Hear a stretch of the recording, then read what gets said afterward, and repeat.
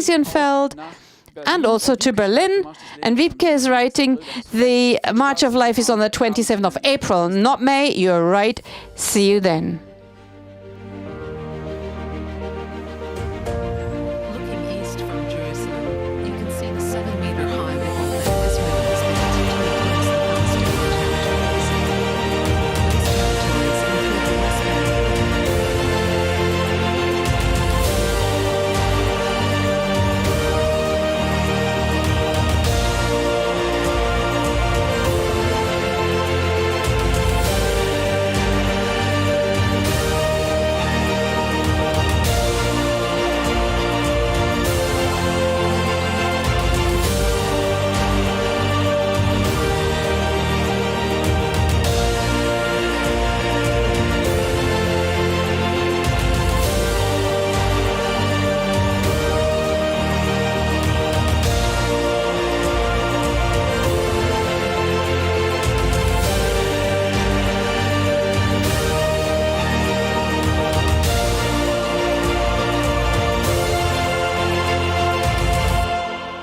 It's a holy task that you took over on your shoulders.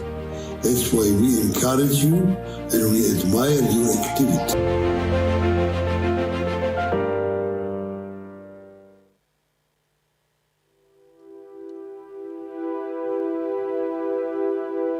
Hine Yeshuati Eftach velo efchat Ki oziv esimrat Yashem Vayeli Lishua Ushaftem mayim besasot Meine ha-Yeshua La Hashem ha-Yeshua Alamecha Vichatecha Sela Hashem Tzevaot imanu Miskav lanu Elohei Yaakov Sela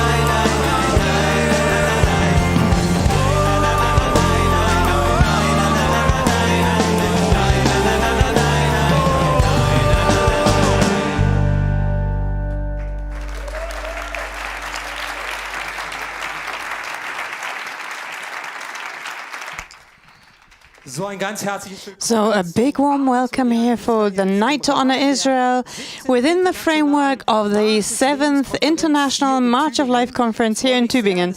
I am so glad to have all of you with us. And we know that we have participants here from 28 nations who've registered, maybe there are even more by now, from Albania, Angola, Argentina, Belarus, Bolivia, Germany, Ecuador, England, Finland, France, Greece, Israel, Italy, Colombia, Lithuania, Latvia, Moldova, Northern Ireland, Paraguay, Peru, Poland, Russia, Switzerland, Scotland, Slovakia, Ukraine, Hungary, and the United States. And this event now, tonight, is broadcast in 7 languages: German, English, Russian, French, Italian, Spanish, Russian, Polish. So welcome to all of those nations. It's truly an international evening. And I also want to welcome all of you for the 7th March of Life conference. I just had to think, in the song it was creator of the sevenfold spices. I don't know what kind of language we would speak that in, but 20 different nations, 28 nations, welcome to this evening. And we have special guests of honor here with us. And of course, I would also like to welcome them. Roma Legotska, Holocaust survivor, author and artist. We are so glad to have her with us here tonight. And Yael Kashi, member of the board of the Israelite religious community here in Baden-Württemberg. Welcome. Udi Lehavi is with us, representative of Keren Hayesod in Germany. Udi, welcome. Great to have you with us again. And Igal Eventziv, Israeli director of March of Life. Maybe now would be a good moment to give a big hand to all of them, to welcome them with us here. And then so many are with us on Zoom and online. Ruth Wasserman Landy is with us, member of the Knesset. She is going to speak to us tonight. And the chief mayor of Tübingen, Boris Palmer, is great to have him with us. A warm welcome to you. And Michael Blumer, he is commissioner against anti-Semitism here in Baden-Württemberg. So glad to have him with us. And Michelle Gourari, European director of March of the Living. And Sharon Weinstein, representative of the Knesset Christian Allies Caucus. And a big warm welcome to all of you. And give them a big hand.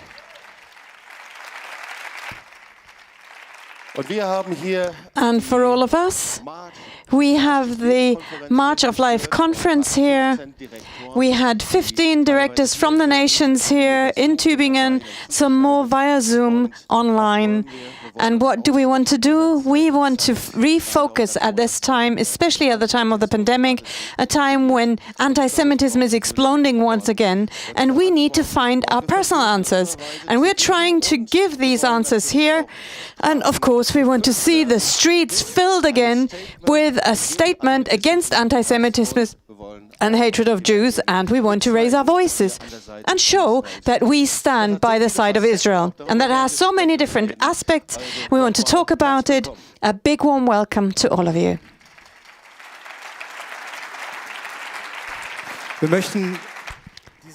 And we would also like to dedicate this evening to someone special, and his name is Yael Alexander.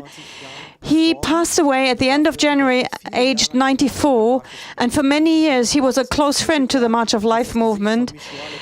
In 2018, he was the face of Mishual Tekuma, from Holocaust to New Life. He led the March of the Nations through Jerusalem, and we met him the first time in 2014 in Mauthausen.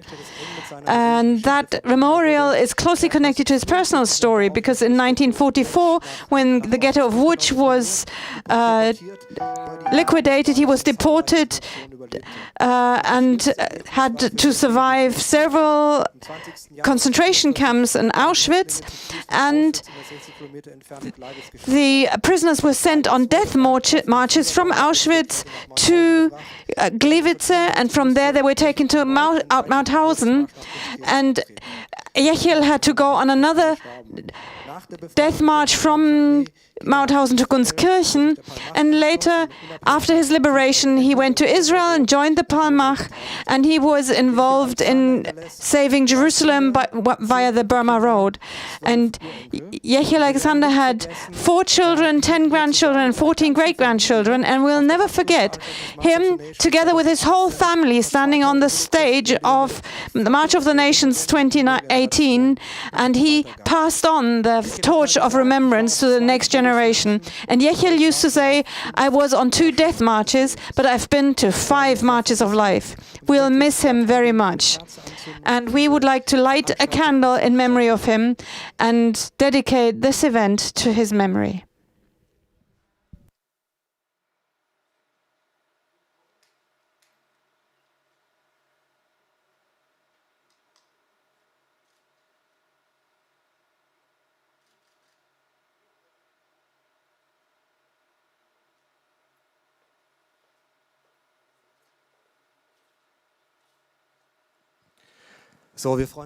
And we are very glad to have Mr. Kashi with us from the board of the religious community, the Israelite community here in Baden-Württemberg. And Mr. Kashi, please come and speak to us.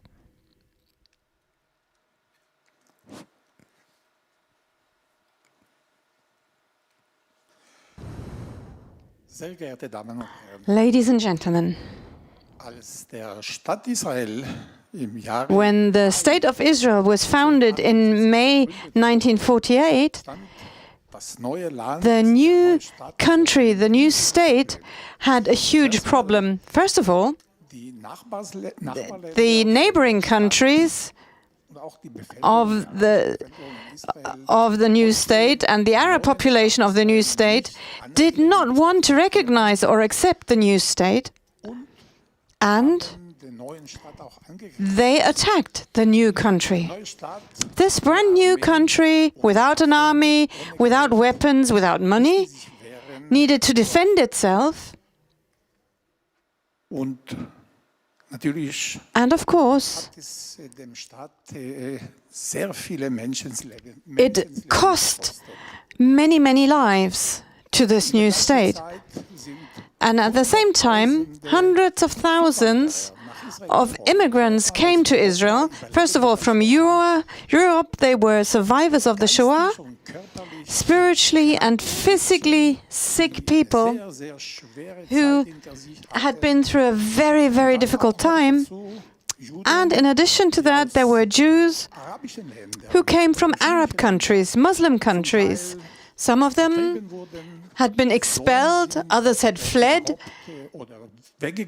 or left because they did not see any future for themselves in these countries.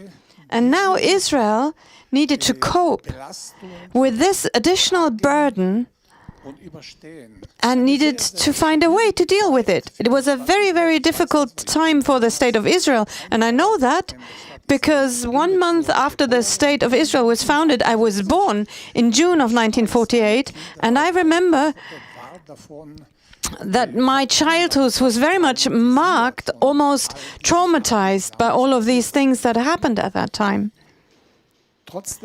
But despite all of this, Israel tried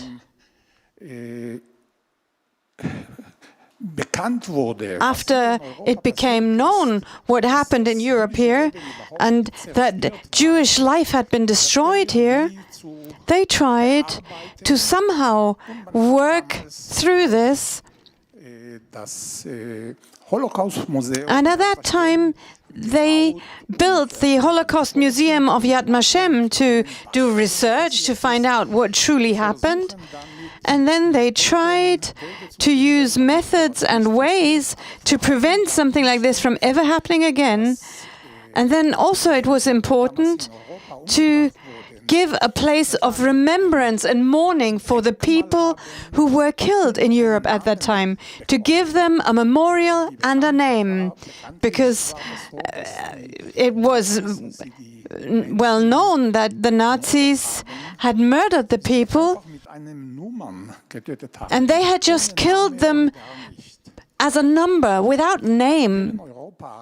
And here in Europe, the people weren't ready to do the same thing. And so the Jews who still remained in Europe at the time, who lived here, in the beginning, they had a very hard time. I read reports of the police in Stuttgart once. The Jews who still lived in Stuttgart at the time,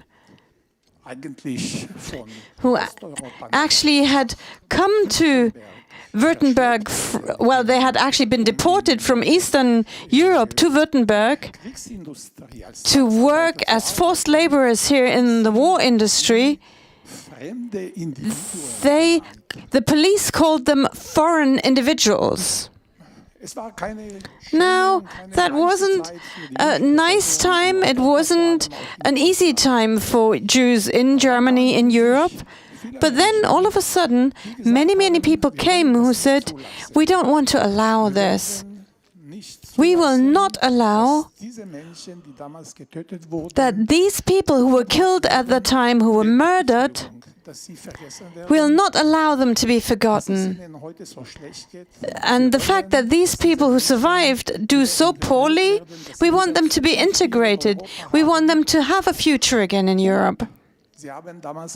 And then they also said that now, after there is a state of Israel now, we want to help the state of Israel to also have a chance of survival. And there were several groups who thought like this, and one of them is also March of Life, which has been founded since then. And in recent years, they have done so much. So, first of all, to help the people who, or to remember the people who were killed so senselessly at the time, for them to never be forgotten, and for something like this to never be repeated again. And also for the state of Israel, the only Jewish state in the world, to have a chance of survival, for this country not to be destroyed. And therefore, I would like to thank you in the name of the religious Israelite community in Baden-Württemberg, especially my colleagues in the board, Robert Rubinstein and Werner Haug. I want to thank you with all my heart. Thank you.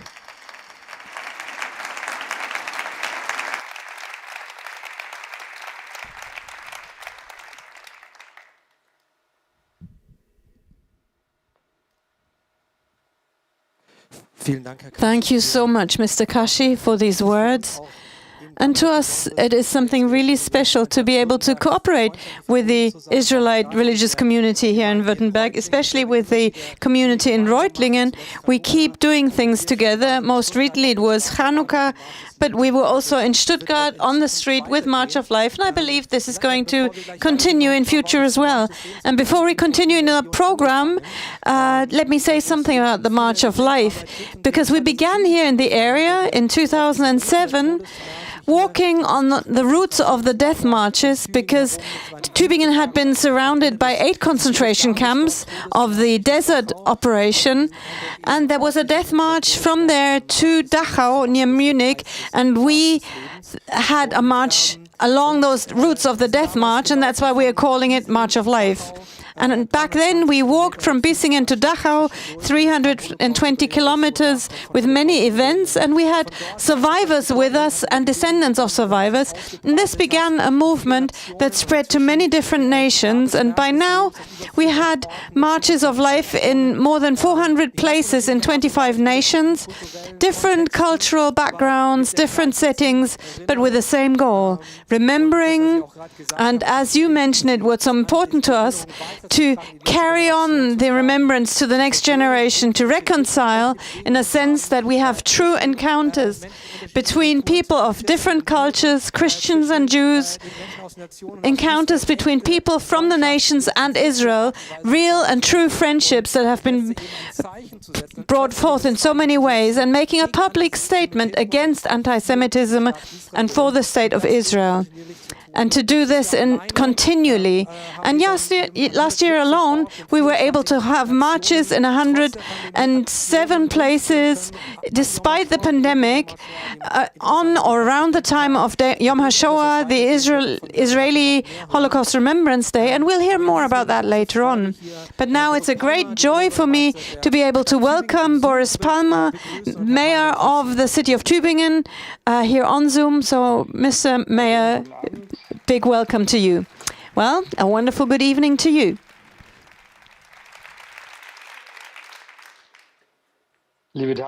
Dear participants of the conference, dear guests of honor, I am grateful as chief mayor of this city that such a conference can take place for the 7th time here in Tübingen. As we heard, the idea of the March of Life has been around for 15 years now, and from this city it has spread to other places, and I want to congratulate you as the initiators of this March of Life, also for your professionalism, even under the COVID restrictions. The reasons for these marches, for these conferences, unfortunately remains. Last year, I remember 2 events that happened that can only be explained by the deep-rooted anti-Semitism that is still present worldwide. About 9 months ago, there was a demonstration here in Tübingen, a so-called Nakba demonstration, when the speakers openly demanded Palestine from the sea to the river. And obviously that means that the right of existence for Israel is denied, even though the speakers claimed not to have known about this. This is a form of anti-Semitism that we must not accept in Germany. And therefore, me as mayor here of the city, I contradicted this speech very strongly. And as descendant of a Jewish family, who had been persecuted for a long time and have lived for centuries in a part of Baden-Württemberg, I was really shocked that some days ago there was a maybe non-thinking group of Monday protesters came to my own personal house to call out Palmer die, and they used the same terminology that the Nazis used when they said Jew die, and so this is the same thought that is still in people's minds and comes out of their mouths. So we have every reason to stand up against anti-Semitism here in Germany, in Tübingen, wherever it shows its ugly face, even in our own city here. Therefore, I'm so grateful that you take charge of this responsibility, and it's a double function of protection.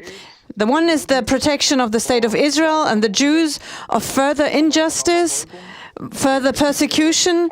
We need to agree and stand for that protection, but it's also protection for ourselves.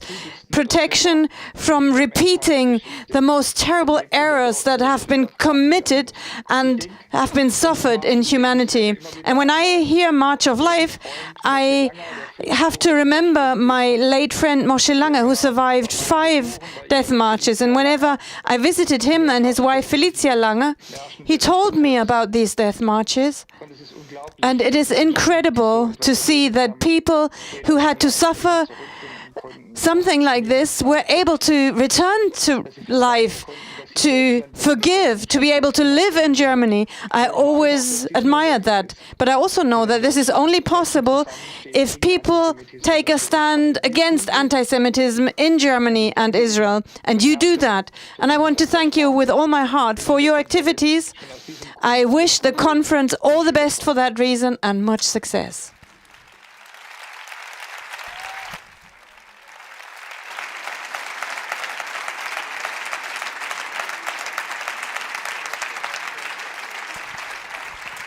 Mr. Palmer, thank you so much for your greeting. And I really have to say, I am deeply touched here because I've not heard about these shouts in front of your house here. it really shocks me, and all the more reason that we will not stop having marches of life, even here in Tübingen, saying this has no space here. We stand for Jewish life in any form here in Germany and in Tübingen in particular. And before we continue here in the program, we will hear a song, Jerusalem of Gold, Yerushalayim shel Zahav.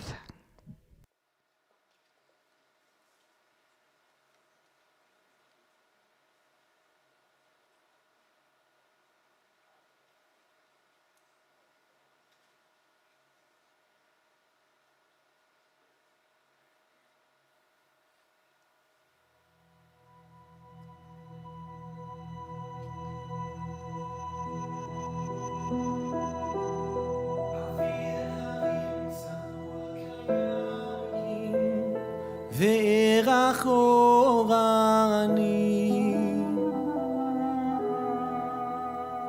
נישא ברוח הברים עם כל פעמוני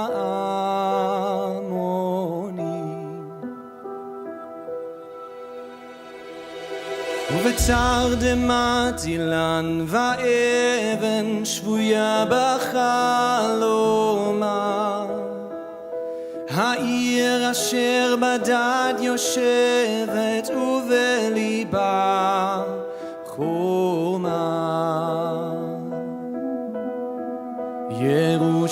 ירושלים של זהב ושל נחושת ושל אור הלא לכל שירייך אני כינור ירושלים של זהב ושל נחושת ושל אור הלא לכל שירייך אני כינור אך בבואים היום לשיר לך ולך לקשור כתרים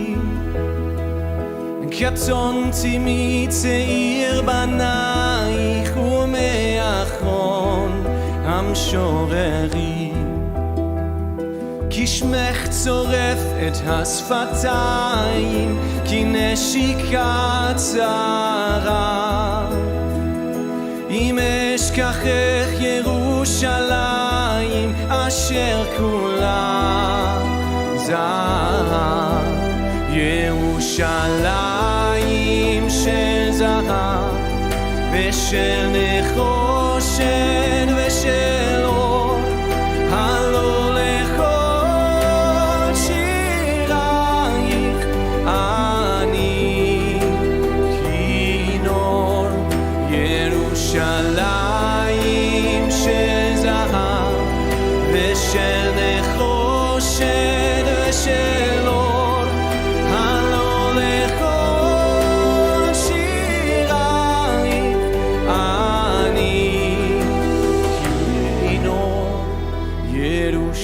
ירושלים של זהב ושל נחושת ושל אור הלא לכל שירייך אני כינור ירושלים של זהב ושל נחושת ושל אור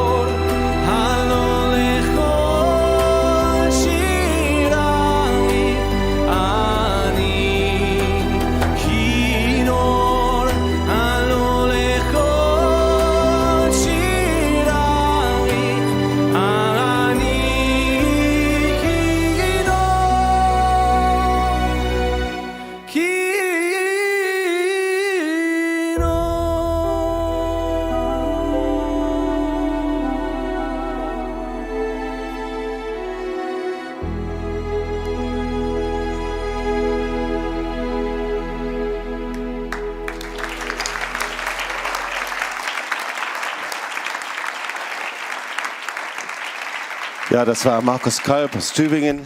That was Markus Kalb from Tübingen, and we are so glad to have member of Knesset, Ruth Wasserman, and welcoming her in a moment.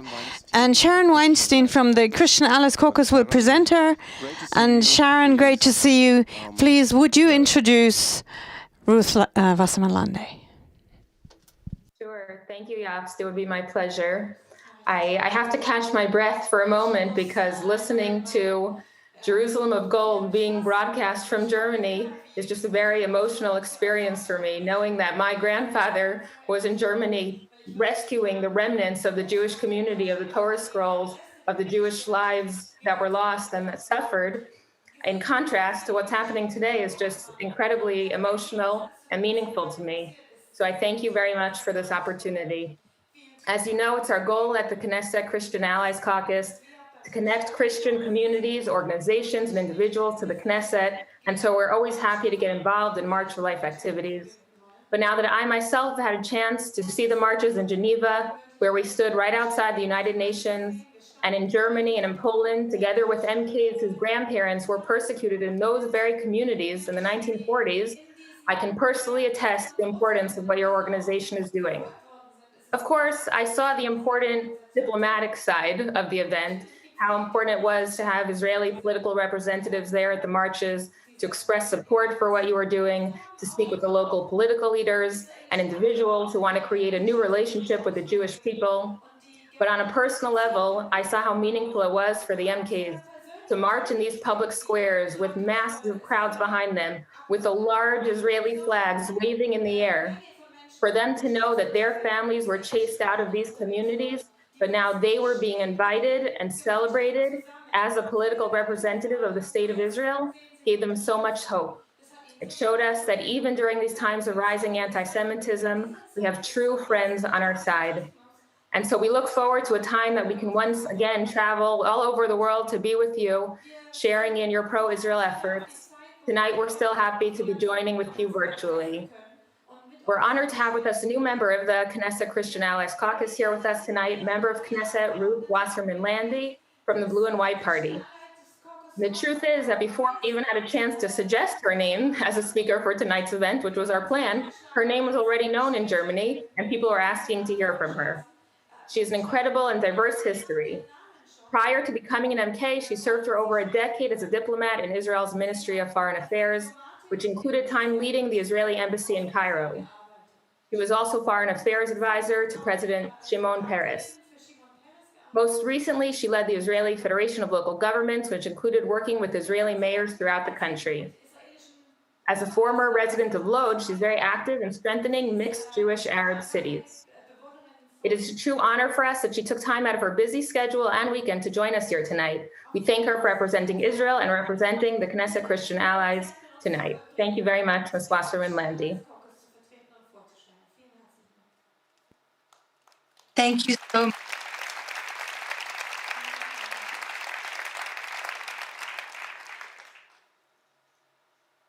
Thank you so much for your warm welcome, for your work. And, so I'm extraordinarily touched by the song that we all heard, I should have, which left no heart in the room untouched and no eye dry. This is a song that has with over 2,000 years of weight, history, and very, very me as a member of Knesset, a current member of Knesset of Israel, to hear it sung in front of such a amazing, unbelievable, almost, I would say, a dream of an audience. I want to share permission before I tell you things that are perhaps relevant to the current day, something about my own family. My beloved grandmother, Tamara, after whom I named my first and eldest daughter, she was born and grew up in Vilnius, in Lithuania. She and her brother, her family, when they heard that the Nazis were coming to the Baltic states, of course, had to run. It was either that or to face the fate of the Jewish community that we all know. They fled, in fact, via the Baltic countries south toward Central Asia. And I recall two things, a little bit unusual. That's what my grandmother and her brother, Grisha, shared with me. My grandmother, Tamara, told me that when they ran away, every time they were out of water, they would knock on people's doors. Those people could have given them away to the authorities. And on the contrary, she faced kindness that she will never forget. They gave her milk and her family milk instead of water. Her brother Grisha, may they rest in peace, remember taking off his coat because he was 10 years old and having to cross a river, had to step on his coat, a thick winter coat, in order to be able to pass that river. Otherwise, he would have drowned. Still short boy. These are two emotional, but I would almost say human memories of almost banal feelings, emotions, experiences that brought this experience back to life to me, the granddaughter of Tamara and the great niece of my great uncle Grisha. I want to share with you, our friends, that what you do in the March of the Living for the state of Israel and against anti-Semitism, for me, as somebody who has spent years of her professional life fighting for the inclusion of minorities, for the equality of people just because they're people, this for me is not only a symbol of hope and a pillar of humanity, but it's something that goes far beyond that. This is the very indication that at the end of the day, all of us,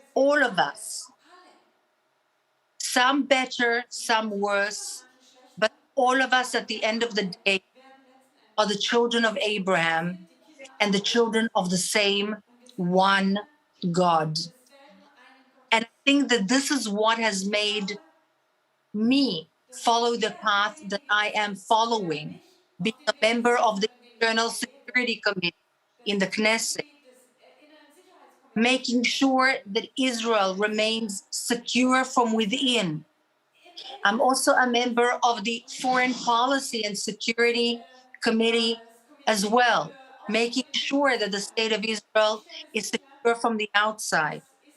I'm a member of a centrist party, believing in centrist views, moderate views that are in fact led by the defense Benny Gantz, believing cooperation amidst our neighbors in the region. That's why I'm also the co-chair of the caucus working to promote the Abraham Accord. I met people from Dubai, from Morocco, from Bahrain. I spent 3 years of my life serving as an Israeli Jewish diplomat in Cairo. I cannot share with you how much anti-Semitism and a lack of knowledge there is in the Republic of Egypt regarding a friend that has made peace with that country over 40 years ago. And yet, sitting here this evening, speaking to an audience like yours, understanding the tremendous value of your service Jewish people, for the togetherness, for the kindness and humanity of explaining to people who simply do not want to understand that at the end of the day, we are all human beings and children of God. This makes me hopeful. I want to tell you one last thing before I leave. I want to tell you from the bottom of my heart and on behalf of the entire Knesset of the State of Israel. And despite being emotional at this moment, I salute you. I salute the March of the Living. I was made aware of the things that you do out of humanity, out of kindness, out of understanding.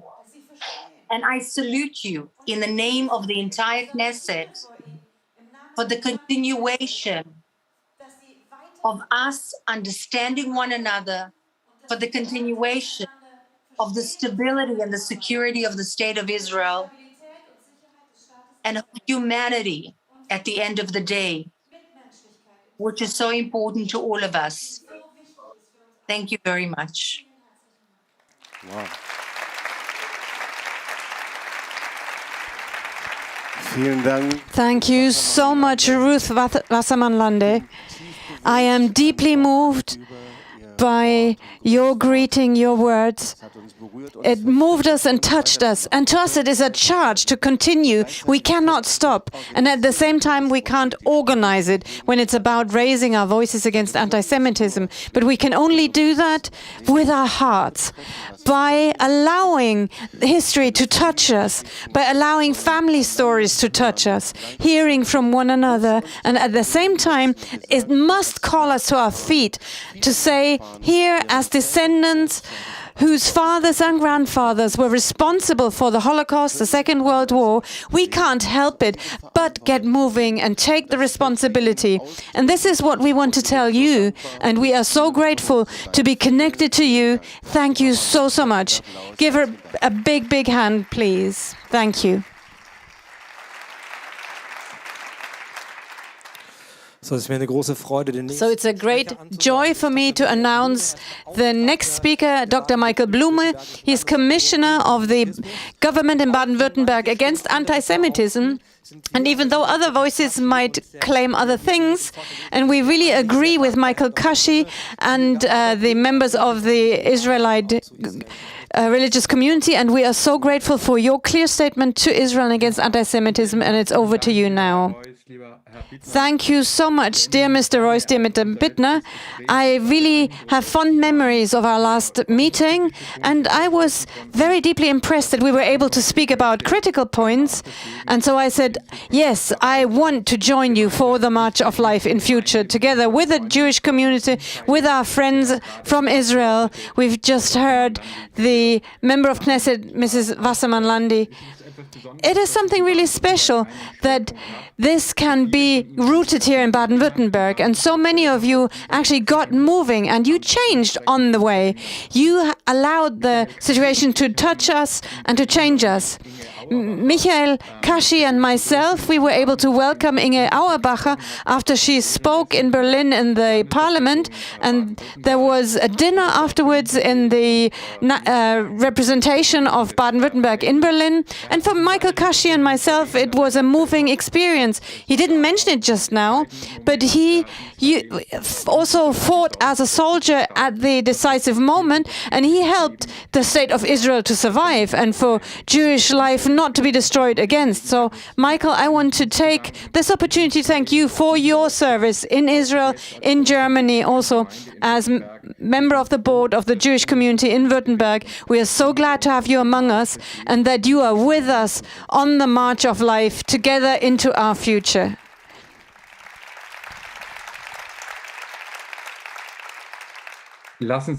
Now, please let me also welcome and thank your guest of honor, Mrs. Legotska, the girl with the red coat. Most of us will know the movie Schindler's List. where the little girl is portrayed briefly. And the movie touched many people. I saw it as a student. Many people were weeping, me too at the time, but I never thought that this movie actually would ever have such significance as we heard before when the chief mayor of Tübingen spoke. I would like to put it like this. If we allow one people, one religion, one state to be destroyed, then no people, no religion, and no nation in this world is secure. Only when we stand up against hatred and when we are willing to stand up for human dignity, the image of God in every human being, then we will have learned from history.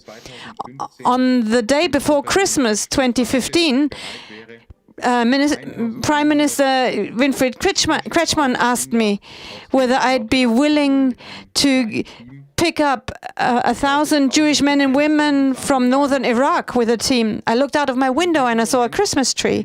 And in that moment, I had to remember that movie. And in that moment, I knew that when you are asked such a question, you must not decline, because otherwise the tears I shed back then would have been meaningless. And I am so grateful to my wife that she allowed me to agree.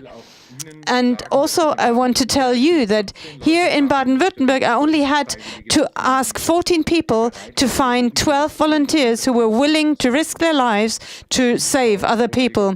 So you, Mrs. Roma Legotska, you shared your story with us. You're part of history. And tonight, I officially want to tell you from this place that you touched so many of us deeply. And together, we will press on into the future to protect lives. I thank you all. God bless you.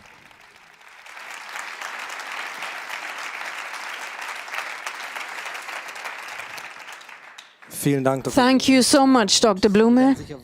I am sure we will keep in touch, we'll be connected also actively in Baden-Württemberg against anti-Semitism. And before we welcome Mrs. Legotska here on the stage now, we have another song, a song from the Tanakh, Keli.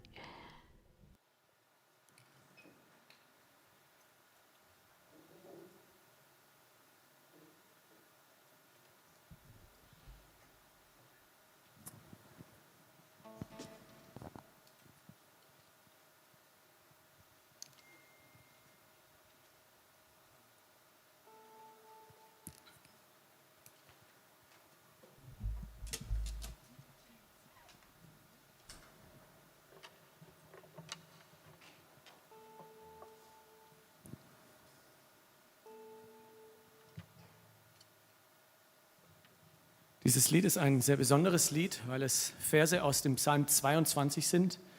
Und für viele Holocaust-Überlebende hat gerade dieser Psalm There is this psalm that has such special significance, and still they survived the Holocaust. Keli.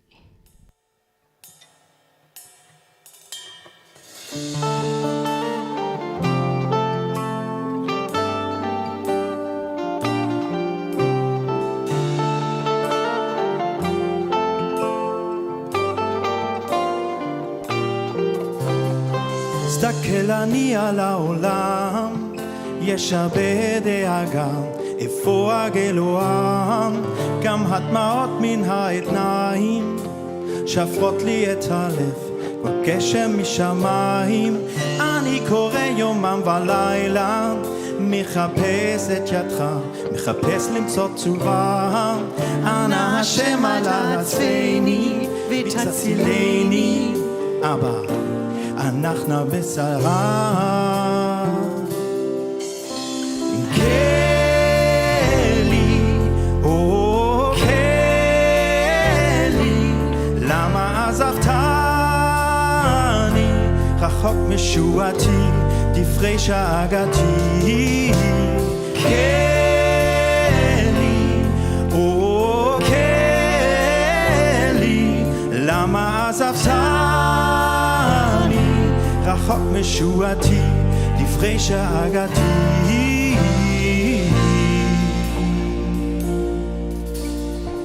I feel alone in all this darkness, trying to be alive in a world that's cold and heartless. I look around and all I see is fear, oceans full of tears. I'm calling to you, yet still you hide. I'm calling to you, don't you hear my cry? Ana Hashem al Tazveni, please come and save me. My arms are open wide. Oh, Kelly, lama azavtani, rachok meshuati, difnei sha'agati.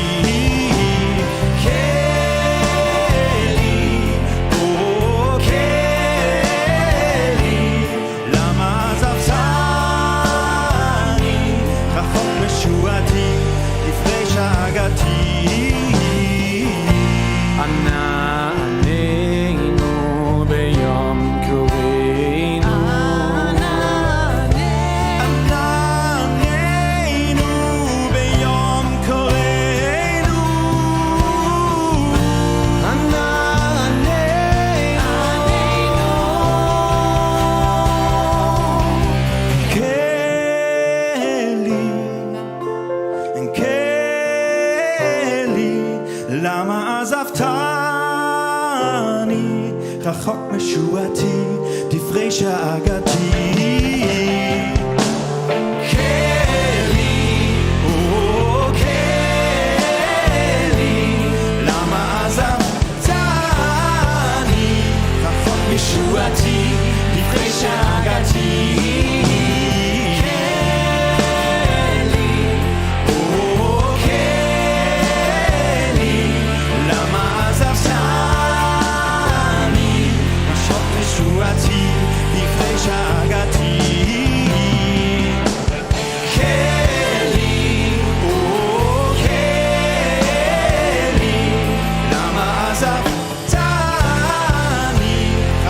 ישועתי, לפני שהגעתי.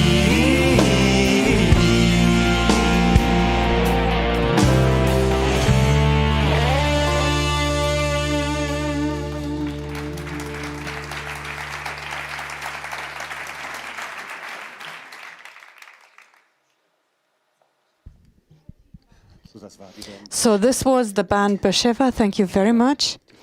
And it is my great joy and privilege now to present to you Roma Legotska.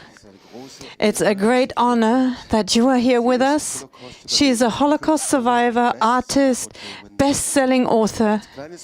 When she was a little girl, she was in the Krakow ghetto with her family, and she survived the Holocaust under a false name with a Polish family.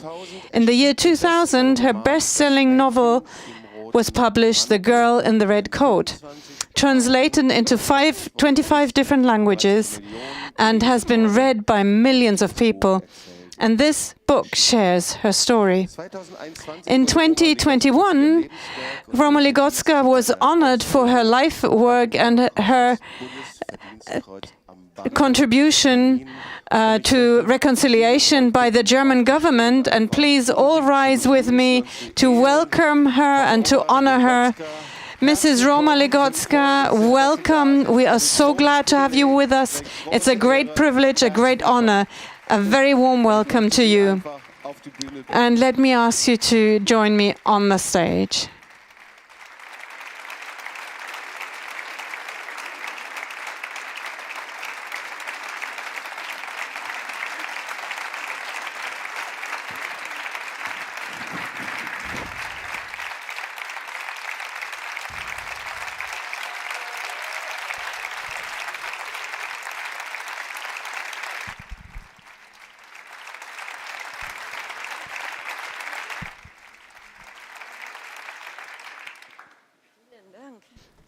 Thank you so much.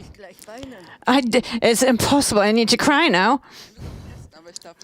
Well, we'll test the microphones and then it will work. Well, tonight we can have our conversation tonight. It's my great privilege to be able to interview you. We'll come a bit closer. We can't come that close because you need to be in that picture. I think that is perfect. Great. We manage. Very good. Okay, tonight we have a few questions.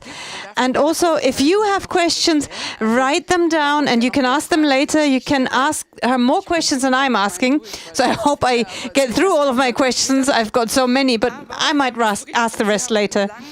But you had a long and very moving life. But I would like to begin with one thing that's not so far back. This book came out last year in Polish, not in German yet, but in Polish. And here you share, I heard it of Kasia. I wasn't able to read it in Polish, but Kasia told me that it all began with an incident during the COVID time when you got stuck in a hotel. And maybe you can tell me what happened there when you were locked in that hotel. Well, we'll begin with Nice, okay? That's quite okay with me. Because this actually brings us back into the danger zone and makes us realize how close we are to kind of a catastrophe or disaster. I went to Nice in March 2 years ago because I wanted to write a book on my family in Krakow, about my grandmother most of all, and I thought that if she had kept a diary, what would that be like? I wanted to reconstruct events. Well, of course, she didn't keep a diary at the time, but the time just prior to the war in 38, 39 were such dramatic times.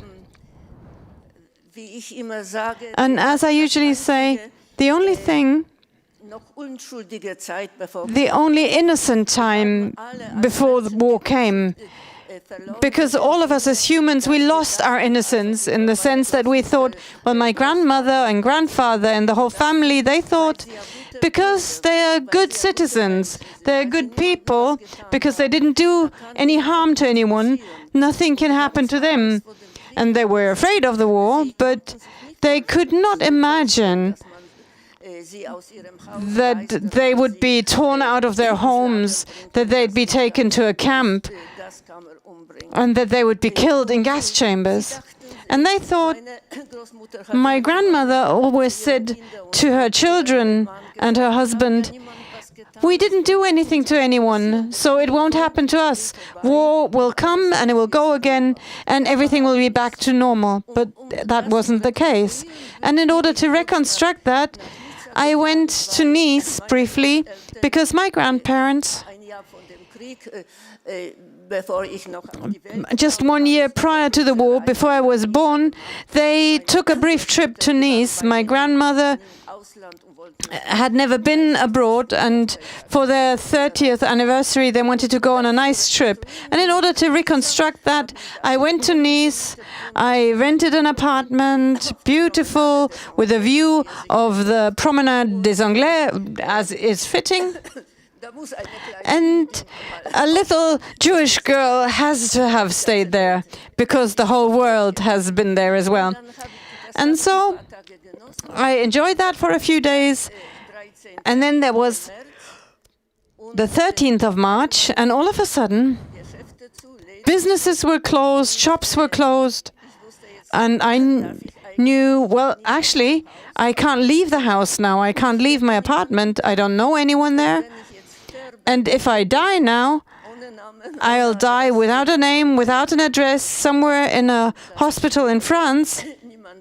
And no one will come to say goodbye. I will not be able to see my children.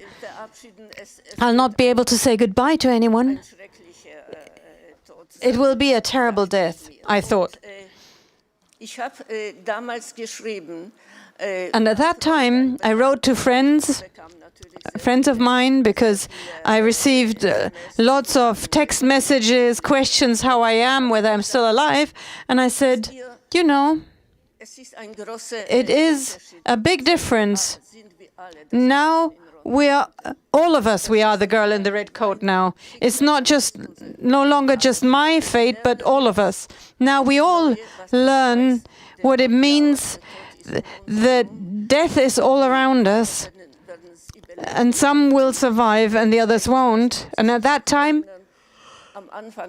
I don't know whether you still remember, but in the beginning we thought, all of us, we thought we wouldn't survive, or most of us wouldn't survive. And somehow, in the first stage of the pandemic, that brought us so much closer than it was the case later on. All of a sudden, I felt such a compassion, so close to other people, unlike anything I'd felt before ever in my life. And then how everything developed, I'm sure we'll talk about that later, because you know that it didn't turn out the way everybody expected at first. Because we thought we'll all grow closer, somehow we'll unite, there'll be solidarity. Yeah, solidarity among people. And somehow we will become brothers again. Anti-Semitism will kind of will lose its edge.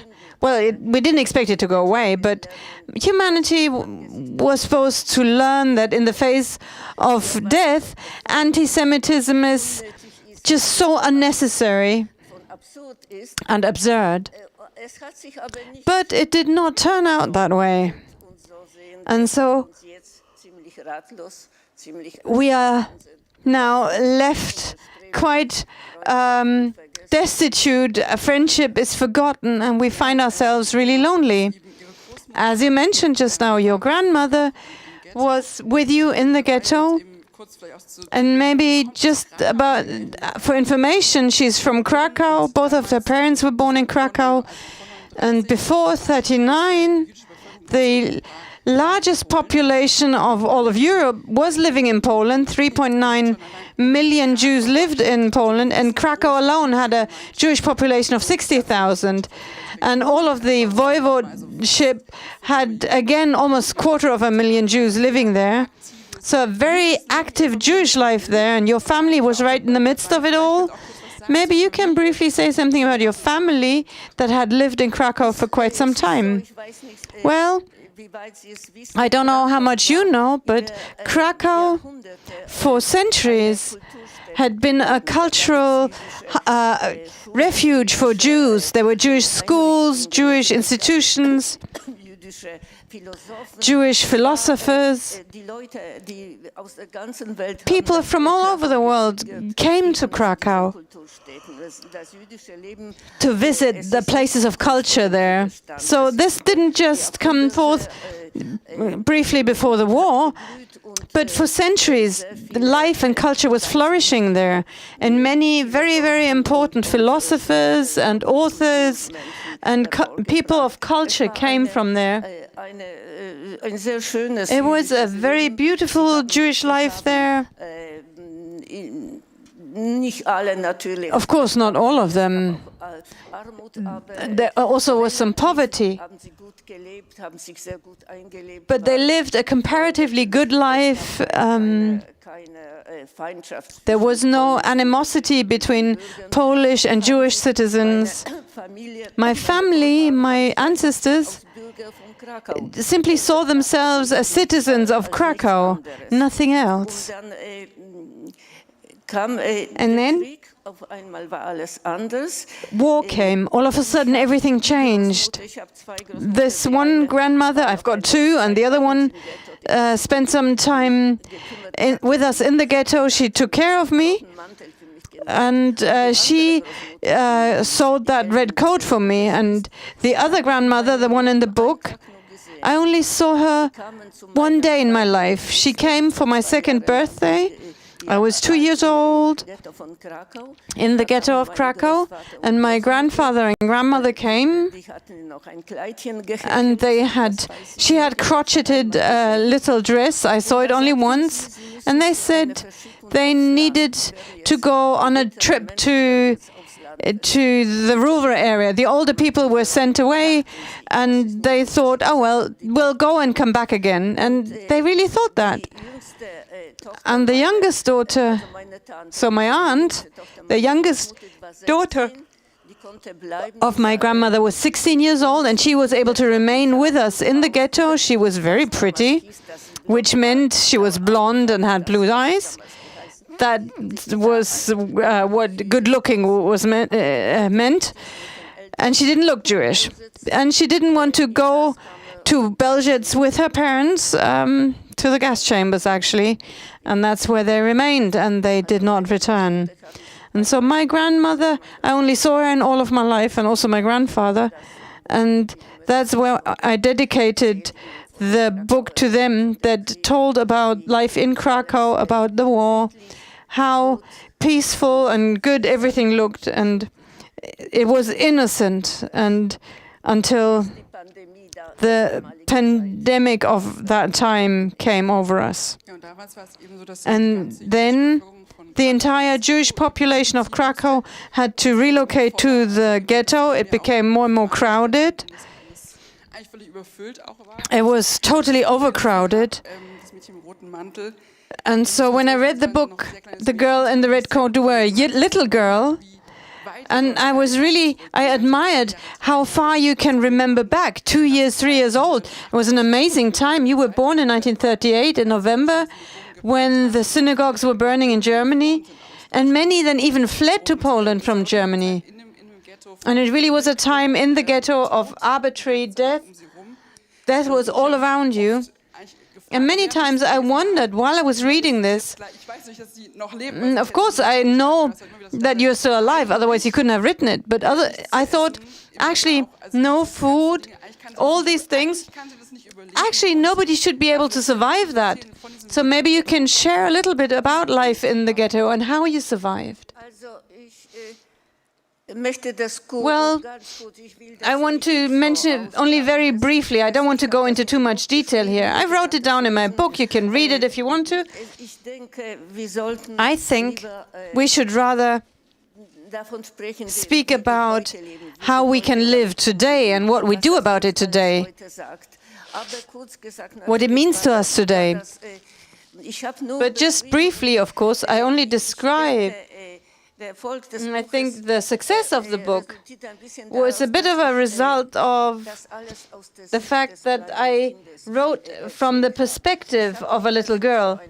I didn't try to give a big panorama of all the atrocities and the unhappiness that was there, but just a tiny little perspective of a little girl who only had the one job to do, which was to survive. Because my parents always used to say, and I really have to say that, because that's what my parents told me. Of course, it's a question whether that wouldn't be painful now, but they said, if the Germans persecute you, run, run, run, don't look out for us. Even if we are shot, keep running, you need to run away, you have to survive. And that was my motto, and it remained to this day. You know, even to this day, I have the feeling it doesn't matter what happens. You were not able to run away from the pandemic, but my life up to then had always been governed. It was just one single running away from danger, because that is what I've learned as a child. And maybe that was the testament that I received. And I survived quite well, actually, because I promised my parents that I would try to run away from danger and to survive. But one story that you did not ask because you don't know about it, I want to share very briefly, because to me it's important that we think about today, you know, not just get stuck in memories. And the memories are terrible, but you can read them up and they're still alive in me anyway. But prior to the pandemic, 4 years ago, my son, who lives in Stuttgart, I too used to live in Stuttgart for many years, my son came to Krakow to visit me. It was around Easter, a beautiful time there, and we went to the former ghetto. And now it's a very beautiful quarter, lots of tourists there, many restaurants, and we sat there and we enjoyed the beauty of everything around us, and we enjoyed the peacefulness there. And then there was the house where we sat in the cafe. We saw a sign, Józefinska Street, and I said to my son, Jakavka, you know this Józefinska Street? I don't remember what it was, but that is a very strong, very bad memory from my childhood. I know that Józefinska Street, something terrible happened there. I don't know what happened, but many times I think about this, and I couldn't remember what that memory about this street was. And my son, he's today's child, he took his phone and just looked it up, you know.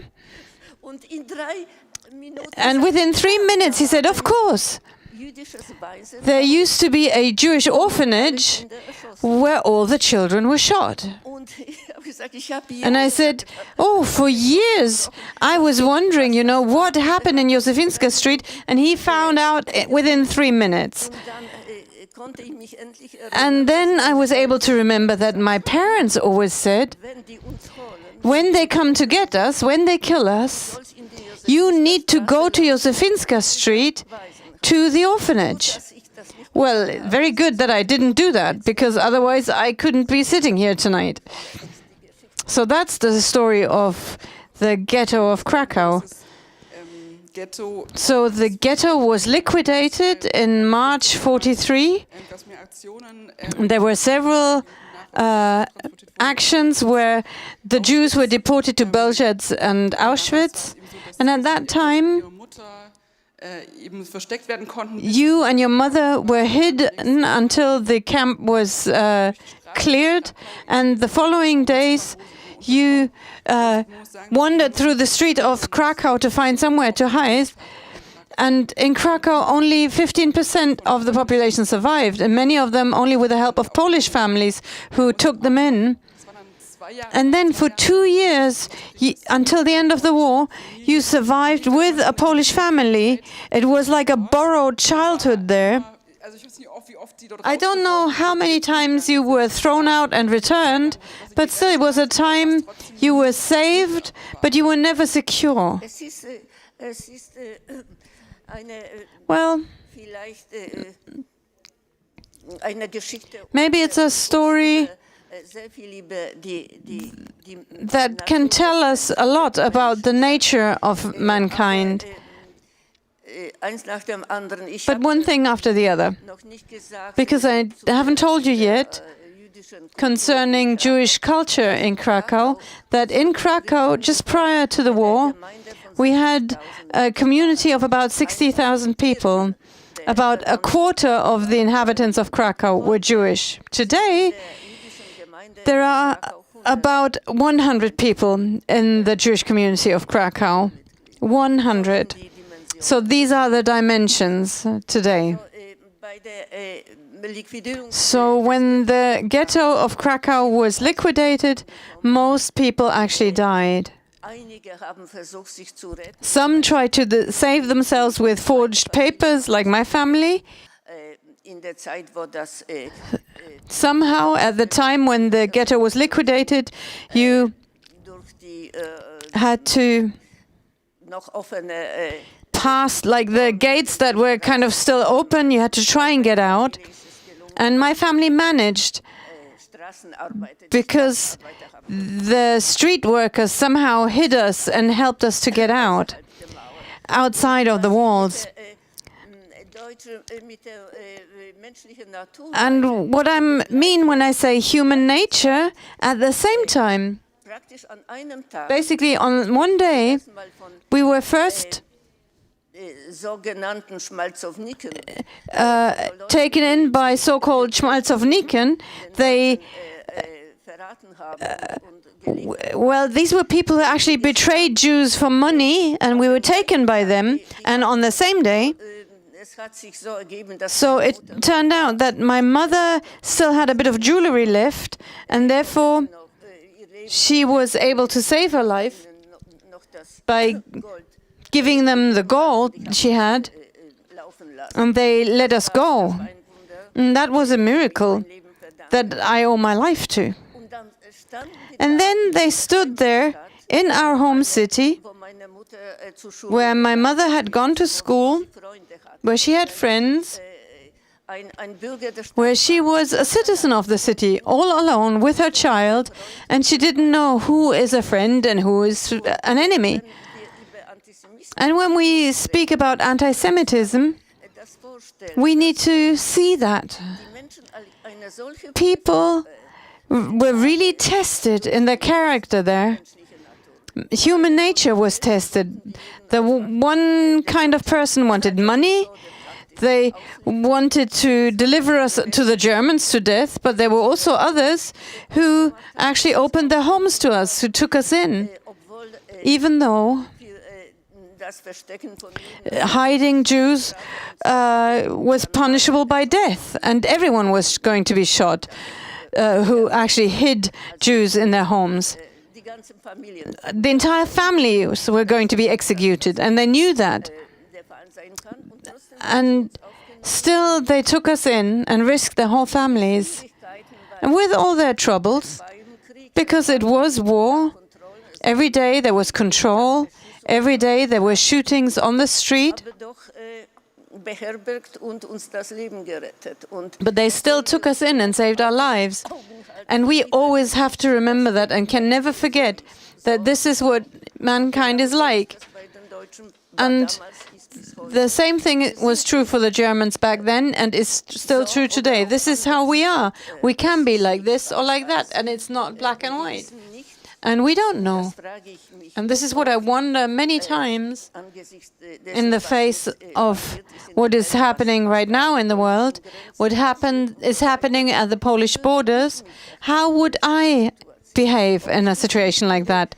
Would I have the courage, the character to take in the refugees, to take them home and to save their lives? And I can't give you the answer because I just don't know. And that should actually give us cause to think that we should avoid situation like that. We should avoid causing situations that will test us in such a way. So, because such a test of our humanity is hard to pass. It were better if people could actually communicate and if those who rule them could come to an agreement so no one would be faced with such a choice, whether they can save a person and risk their own lives or sacrifice their own lives. I think humanity should grow to such a way that people will not be pushed to the test like this anymore. And you met your father again after 45. He first was in Plaszow and then in Auschwitz, but he managed to escape. And so you met him again later, and at first you didn't really recognize him anymore. What happened to the rest of your family? Your father survived, your mother survived. What happened to the rest of the family? Well, this you can read in the book that you've got in your hand there. All of them, they died. They all perished. Only my mother, myself, and my father survived. And maybe I'm too fast now. I'm not sure whether you wanted to ask this. My topic, the topic for my life, that I spend lots of my energy on, is the relationship between the descendants of perpetrators and victims. That's so important to me. And this is also connected to the fact that my father, after he escaped from Auschwitz on foot, the camp was already being liquidated. He was walking to Krakow. He found my mother and I,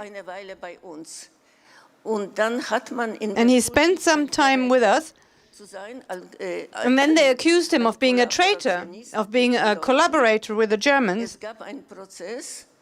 There was a court case. So first he was taken to prison, then he became sick and sicker. Then there was a court case, and then people came and they gave testimony on his behalf, and it turned out he was a resistance fighter deep in the underground. He had led a group of fighters, he trained them, they made bombs, and they wanted, or they had planned the first uprising in the camp. And then there was the ghetto Warsaw uprising, so they couldn't complete their own plans. But he was a hero, a resistance fighter. And all of this turned out in that court case. And you have to imagine it was a time that was totally wild like today. People were weary after the war. They were depressed. They were broken. They just were looking for someone to vent their anger and frustration on. And especially collaborators or people who were suspected of having worked together with the Germans. They vented all their anger on them. But still, my father was found innocent. He did not see his vindication because he died in a stroke, unfortunately. And as an author, I worked on this topic for many years, and I tried to document all of these events, and I tried to really see what truly happened. And I wrote a book about this. I started working on the book without knowing. I didn't have the court files at the time, and I didn't know about the court findings. And I thought, and if my father truly had been a traitor, if he had worked together with the Nazis, how will I live my life now? How will I continue to live with this? And it turned out, praise the Lord, I was able to be proud of my father. He became a hero. He died at the age of 39 because he tried to be a hero. But this really brought me close to the children of Nazi perpetrators, and I thought, and I still think to this day, I had many conversations about this, how terrible it is to live with such a knowledge, how hard it is. And it might sound very strange and cruel, but in a certain way it's easier to be a descendant of the victims than a descendant of the perpetrators, because a victim, you know, you let them live, you try to be nice to them. But the descendants and children and grandchildren of perpetrators, on the other hand, they only have themselves and they have to try and cope. And for this reason, I tried to truly work on reconciliation as much as I could. And whenever it was possible, I wanted to meet with people. Because it wasn't just the really big Nazi, like Goebbels, Göring, Hess, and so on. They were people who just realized that their grandfather had been in the Gestapo somehow, or had done something else that was terrible. And they were also really faced with difficulties, and they had a hard time dealing with it. And I always try to talk to these people and tell them that this is the chance that is always open to us, that no human being can feel responsible for the acts of their parents or grandparents, only for their own acts. And we are not the judges of our parents and grandparents. And maybe I can tell you a brief story because it's connected to that. When my son studied in Berlin, there was a friend of ours who visited us many times. Well, it's a bit part of a longer story. We got friends with that person, And I realized the boy reads lots of books about Israel, learns the language, and really wants to go to Israel. And I said, hey, boy, why do you do this? Why are you not like my son wanting to study in Berlin? Why don't you want to build your future here? And he shared with me that he had a grandfather whom he loved very much. And that grandfather was good to him, taught him so much. They were walking a lot, they were out in the forest. And so he really loved him and was loved back. And in his childhood, he had been a very important person. And when he died, the boy discovered his things that were in the attic, and he found a suitcase full of Nazi uniforms and medals and things. And I think this boy found a very nice way, not locking himself in desperation and hatred. He tried to get in touch with Israel, to learn about the culture, the language, to open a door in order to keep living, because with such a discovery, it is very hard to live. And I'm only sharing the story because I've heard many, many stories like this in my life. And I always wanted to work for the fact that we find a common language and that we can walk a common path in order to somehow make the best of these problems and these difficulties. Well, that is what most people here have experienced, because we started asking questions in our own families. And it's true, Nazis, they were not just the very few, but it was the majority.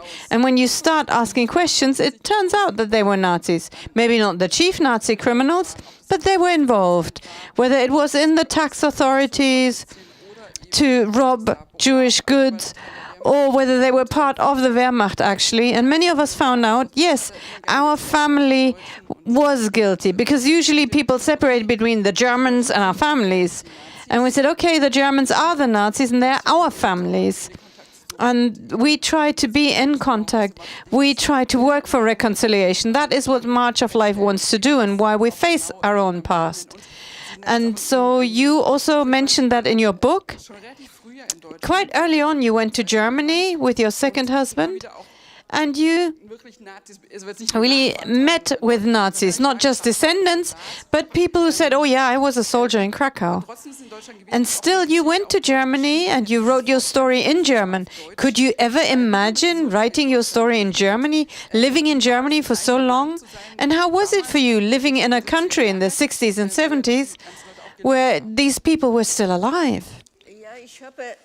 Well, I was fortunate to be an artist. And so I always frequented the artist circle where people were comparatively open. And that was fortunate for me, because then I wasn't always faced with this problem. But still, and this is typical for victims, not just of the Holocaust, but big disasters and terrible things that happened in our youth. First of all, they're silent, and sometimes they are silent for many, many years. And they don't find words to tell their stories. And this was true for me as well, even though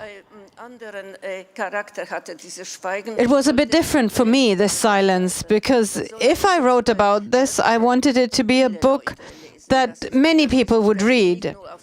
So it wouldn't just be something they read out of a sense of duty because it's a Holocaust documentation, but they could really follow the story and identify with the little girl, and that they would experience her fate.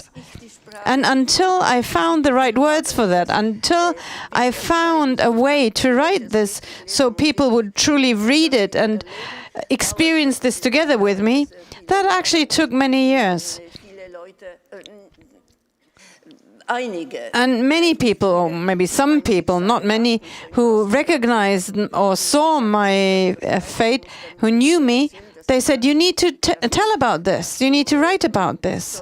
It's important to testify to what you experienced.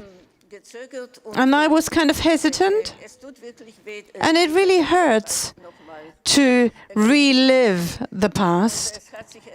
And actually it turned out that Steven Spielberg, who was the director of Schindler's List, I was able to meet with him, I was able to talk to him here in Berlin, and he encouraged me and said, well, you need to write down your story. And a few days later, in the year 2000, I started writing my book. I'm not sure whether that answers your question, but yeah. Well, it really took a long time, and for a long time you didn't share your story. In one place you say that for a long time you didn't even imagine or guess what the effects on the following generations would be. I think after 45, nobody really understood the kind of wounds that are left behind in the soul, and that we have to face these things. It took a long time before people started realizing that. And one thing you keep saying, well, don't make a drama out of this. Don't turn a mole heap into an elephant or something like that. Was it the film that caused you to say, oh wow, I'm not making an elephant out of a mole heap, but I'm facing the truth? And you saw this in your son also. You saw things alive in him. And so the book was very late, but you realized you needed to speak about trauma. So what did that change for you and for your son? Well, what's really important, I really have to say, my life was given to me once and then I received it back again. So I always valued it as a great treasure that I can still be alive. And on the whole, I am grateful for life.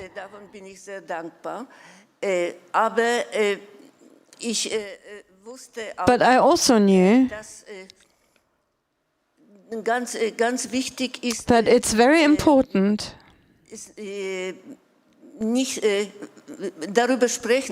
to be able to talk about this. And what we cannot imagine today is that the children back then, those who survived, there were not so many of them. The smaller the children were, the more likely they were to die, because the larger one, the older ones had to work and the smaller ones were killed. But life should kind of return back to normal. It wasn't like it is today after the pandemic, you know. Well, it won't return back to normal very quickly, and things didn't return to normal back then either. The only difference was that you didn't know at all what is war trauma, and that children could be traumatized and that they needed help. In my life, I never saw a psychiatrist. I had not a single therapist. With all of my problems, I had to cope myself, and many times I had the feeling that I just wasn't normal, that I'm not part of this world because I couldn't behave like many others, because I had many fears, I wasn't able to sleep, and then I was kind of different to healthy, normal children in school maybe. I was frightened, I was silent, I was always ready to run away. And so I envy the young people today, that they can get so much help. They're therapists. People know what trauma is. People try, even if when there's disasters of smaller scale than the Holocaust, the people try to really help them immediately and to work with them. And that's the only thing that I really missed in my life. The understanding that I never had. Also in my job, nobody was interested whether there was someone who was traumatized. And in school, no one cared. You know, we just needed to function and to be studious and healthy. And that's the one knowledge that we gained from history, that trauma does exist and that you have to help people like that. And praise the Lord, this is positive about our modern times. But what really worries me is that Auschwitz and the Holocaust did not come out of the blue sky, and they didn't come from one day to the next. And what we share in such a dramatic way here, and what really formed me, had a big run-up. And it began with animosities. It began with evil words, with segregating people. It started with putting a taboo on people, being afraid of what was strange or foreign. And that turned to hatred. That everyone strange had to be evil, and we don't need any strangers or foreigners here. And first of all, we exclude them, then we hate them, and in the end we kill them. And somehow I don't have the feeling that when we live today and look at the world today, I don't feel that terribly much has changed. And Auschwitz, you know, my mother said in the years 45 and 46, she kept promising me. And she said, no, there won't be any more war.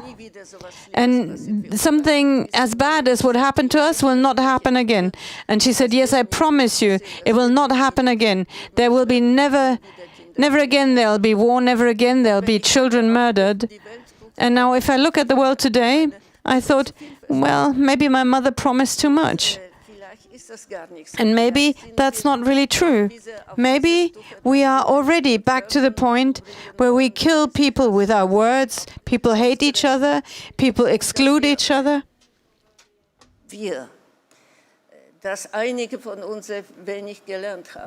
And some of us might actually not have learned very much, if at all, from this time. And so that's why we really need to talk about this. Well, thank you so much for taking the time that we can talk about this. And you said we don't want to wait until it happens again. That's why we take to the streets and say, now this is the red line, because it always begins with words. Auschwitz wasn't on day one, but it was the end result. But here we begin with the words and in everyday life. And that's what we encourage people to. Raise your voice in everyday life. Say something. When you see exclusion, don't remain silent. Don't accept things like that. And that's so important for us. So thank you so much for joining us here tonight, for sharing from your heart and encouraging us also and showing us what this can lead to. And so thank you so much.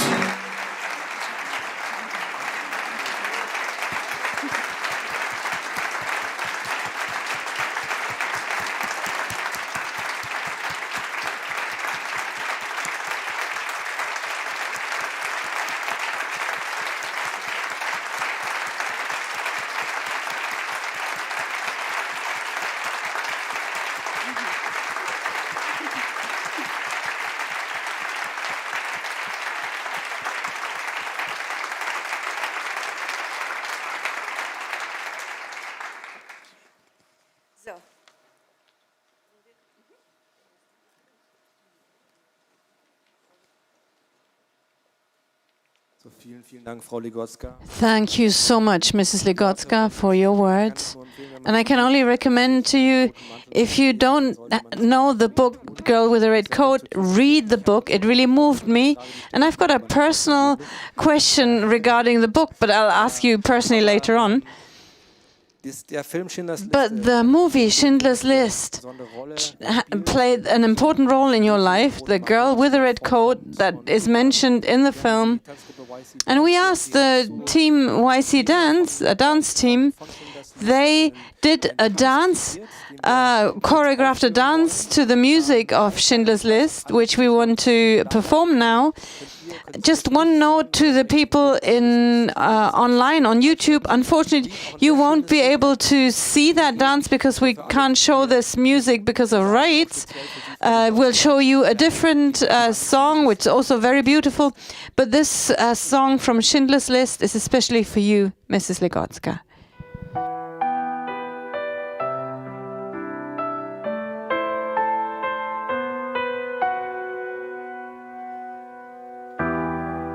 Knows pain and all its parts,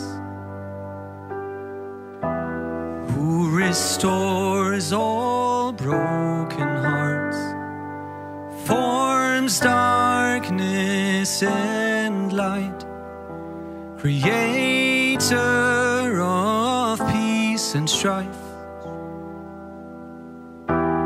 who sits on the judgment throne,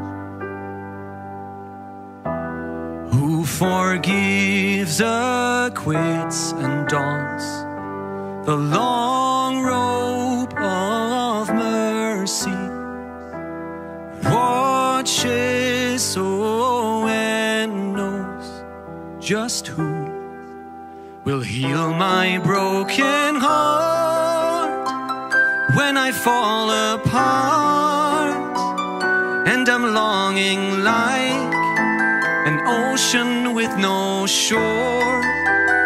Won't you just tell me who will now embrace me and promise that I will not break down anymore?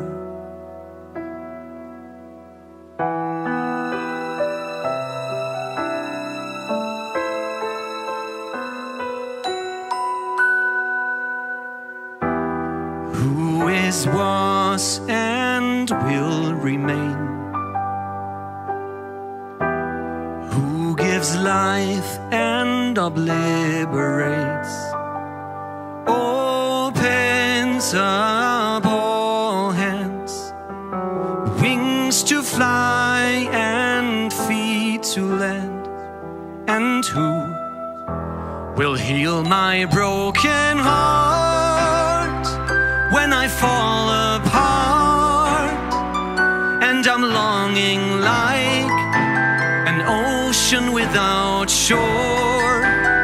Won't you just tell me who will now embrace me and promise that I will not break down anymore?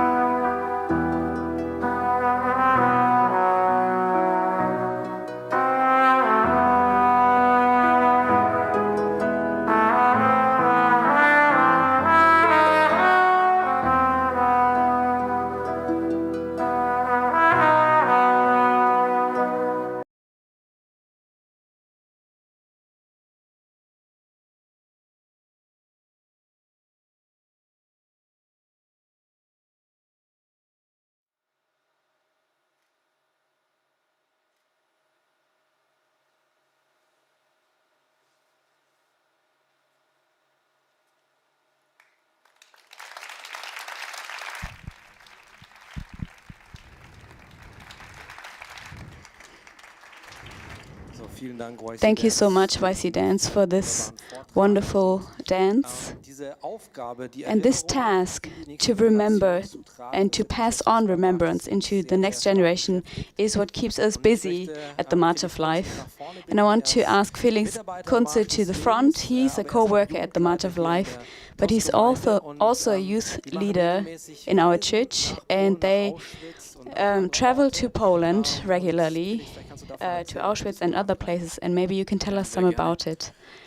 Gladly. Thank you, Mrs. Legotska, that you have shared your story with us, especially for us as a younger generation. It's so important to hear these stories firsthand.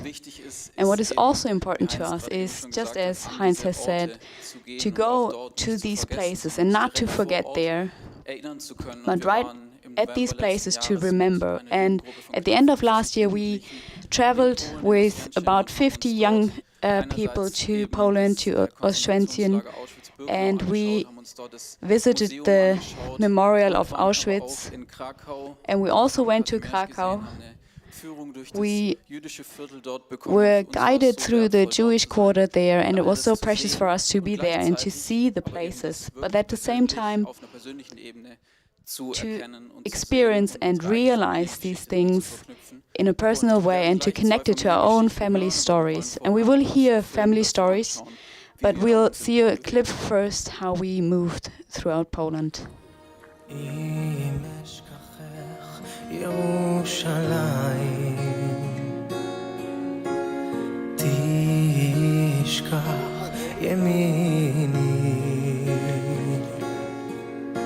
תדבק לשוני ולחיקי אם לא אזכרכי אם אשכחך ירושלים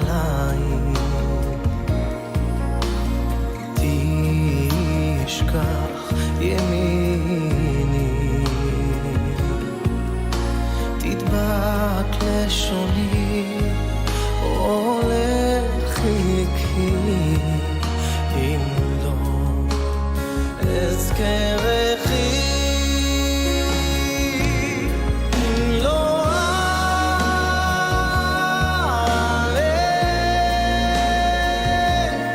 אם לא אעלה את ירושלים על ראש שיחתי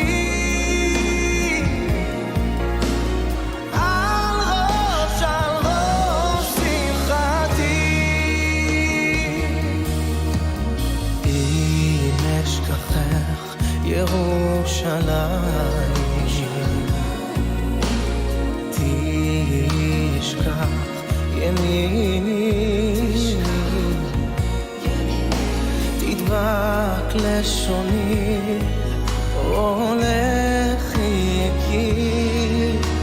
אם לא אזכרכי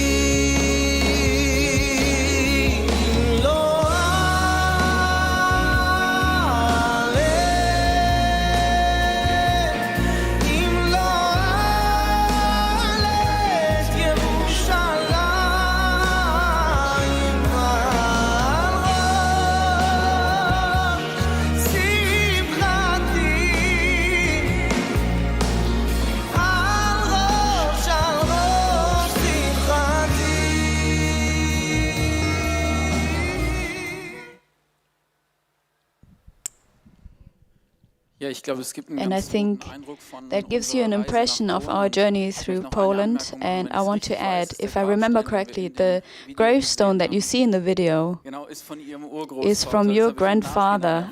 I only learned this afterwards. So it's the only gravestone that is left standing. And it's a powerful family, that's true, right? And I think it's also the only stone that was left standing and that is moving but also scary, that this former concentration camp of Plaszów nowadays is only just a park and is just used for going for a walk with your dog. And I think that's why it's so important not to forget. And you said that we should speak about life today. And what we experienced is that our life today and our struggle against anti-Semitism today is founded and rooted in us knowing about our history as Germans. And so I want to ask John Dana and Joshua to tell us how this journey to Poland moved you and what effect it had on your life. My name is Jordana. I am 15 years old. My great-grandfather was an engineer and helped build the gas chambers of Auschwitz and to erect the barbed wire surrounding the concentration camp. And in my life, there was such a hardness. I knew about the things that my great-grandfather had done and his cruelty, but it never really touched my heart. And there was such indifference in me, and I just didn't care. And so we traveled to Poland and were in Auschwitz, and suddenly such a crying came over me, and I was moved in my heart. It wasn't just in my thoughts of the cruel things that my grandfather had done, but it arrived in my heart, and I was able to cry about what he had done, and all this hardness and indifference that was in me and also in him. And where I had violent thoughts, it was gone, because I realized how horrible and violent it was in the day. And I asked for forgiveness what my grandfather had done. And I can now say I came back a different person from this journey, and it's now moving me, and I'm shocked by what has happened throughout the Holocaust and what my family has done. And I'm not indifferent anymore. It doesn't leave me cold anymore, but I can ask for forgiveness with all of my heart, and it has arrived in my heart. It's not just stuck in my head so that I would know about it, but now I can really ask for forgiveness. And that's why I'm so grateful, Roma, that you told your story and that you just told us your story in such an honest way.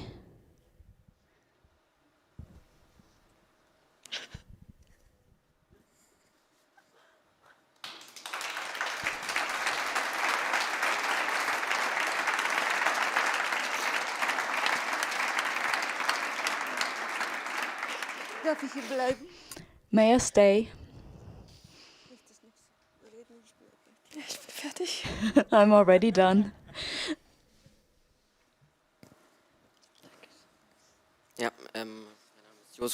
My name is Joshua, and I am 15 years old.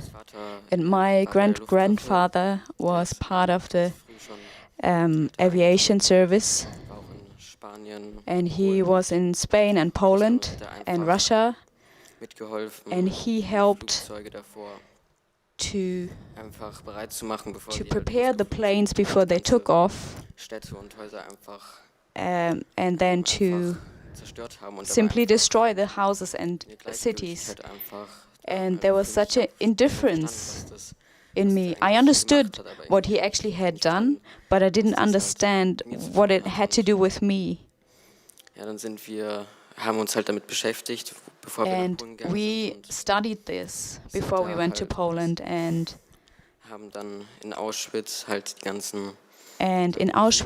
we visited all the places, and I was so indifferent. All the time I had this thought, God, just move me and break my heart, because it just didn't move me. And when we went through the gas chambers, I had these voices in my head. I heard the voices screaming, and it simply broke my heart. I was beside myself. It really shocked me so much. And I didn't realize in that moment that I had to cry. It was so powerful, and we sought the Lord afterwards, and He encountered me in a way that I've never experienced before, and it was just powerful. And when we came home to Germany, and after that, in my class, when people made jokes about Jews, I was able to stand up and say something against it, because before I never found courage to do so, and now I can stand up. And I think it's so important what we do, to be standing on the side of Israel and against anti-Semitism in this time.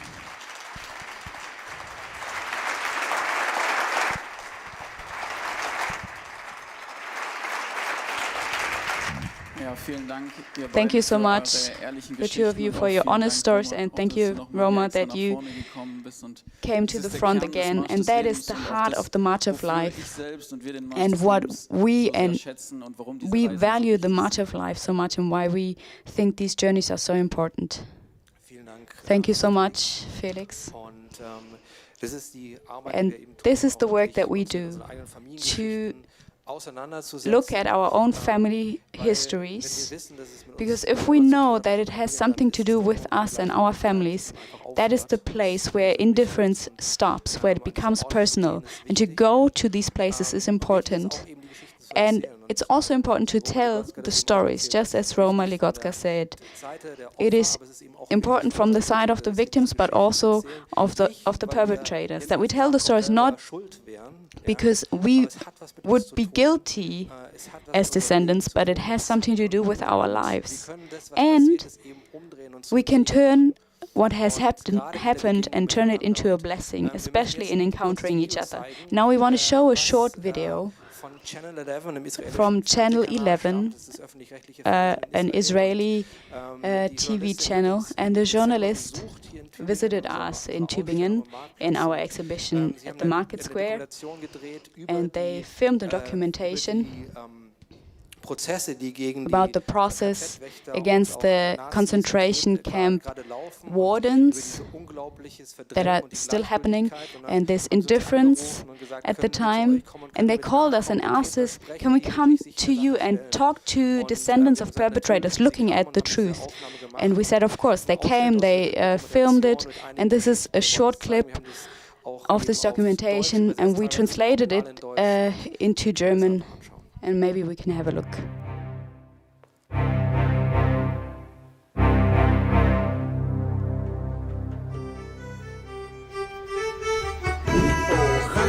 Wenn die Nachfahren von Nazis versuchen zu entdecken, was ihre Vorfahren getan haben, nähern sie sich dem Judentum und Israel manchmal an.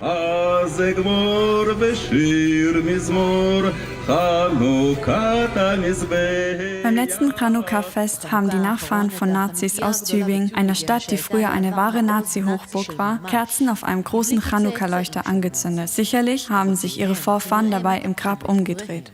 Und man sieht, wie mein Urgroßvater SA-Sturmführer ist, und man sieht, wie er hier in der Mitte von diesen ganzen Nazis sitzt, und er war derjenige, der andere ausgebildet hat mit dem Gedankengut, und wir wissen, dass die SA sehr, sehr brutal war gegenüber Juden, und hier ist nochmal ein Bild von ihm. Und das die Frau? Dass meine Oma Aufseherin war in einem Kinderlager in Łódź. Man sieht hier das Hakenkreuz. Hier im Untergeschoss eines christlichen Ladens, mit Hilfe der Organisation March of Life, bekommen die Deutschen eine Chance, sich ihrer kollektiven Schuld zu stellen und sich mit der individuellen Familienwahrheit auseinanderzusetzen. Und ich bin dann 2018 mit einer Gruppe von anderen Frauen nach Łódź gefahren. Habe einfach mich damit beschäftigt, was dort passiert ist. Und am Anfang des Krieges waren 20.000 Kinder an diesem Ort. Und am Ende des Krieges waren nur noch 800 Kinder übrig, weil sie während dieser Zeit verhungert sind, erfroren sind. Wir waren dort, hatten eine Führung, und der Guide hat erzählt, wie sie die Babys lebendig aus dem Fenster geworfen haben. Viele der Nachfahren, die hierher kommen, wollen herausfinden, ob sie den Personen, die sie auf den Bildern sehen, charakterlich ähnlich sind. Ob etwas von dieser Brutalität durch die DNA weitergegeben worden ist. Als wir an diesem Ort waren und an diesem Denkmal standen und ich wusste, meine Oma war mitverantwortlich für das, was dort passiert ist, kam so ein Schmerz in mein Herz, und ich konnte es einfach nur bereuen. Zum einen, was meine Oma gemacht hat dort, aber auch was in meinem eigenen Herzen ist an Härte gegenüber Kindern, gegenüber anderen Menschen.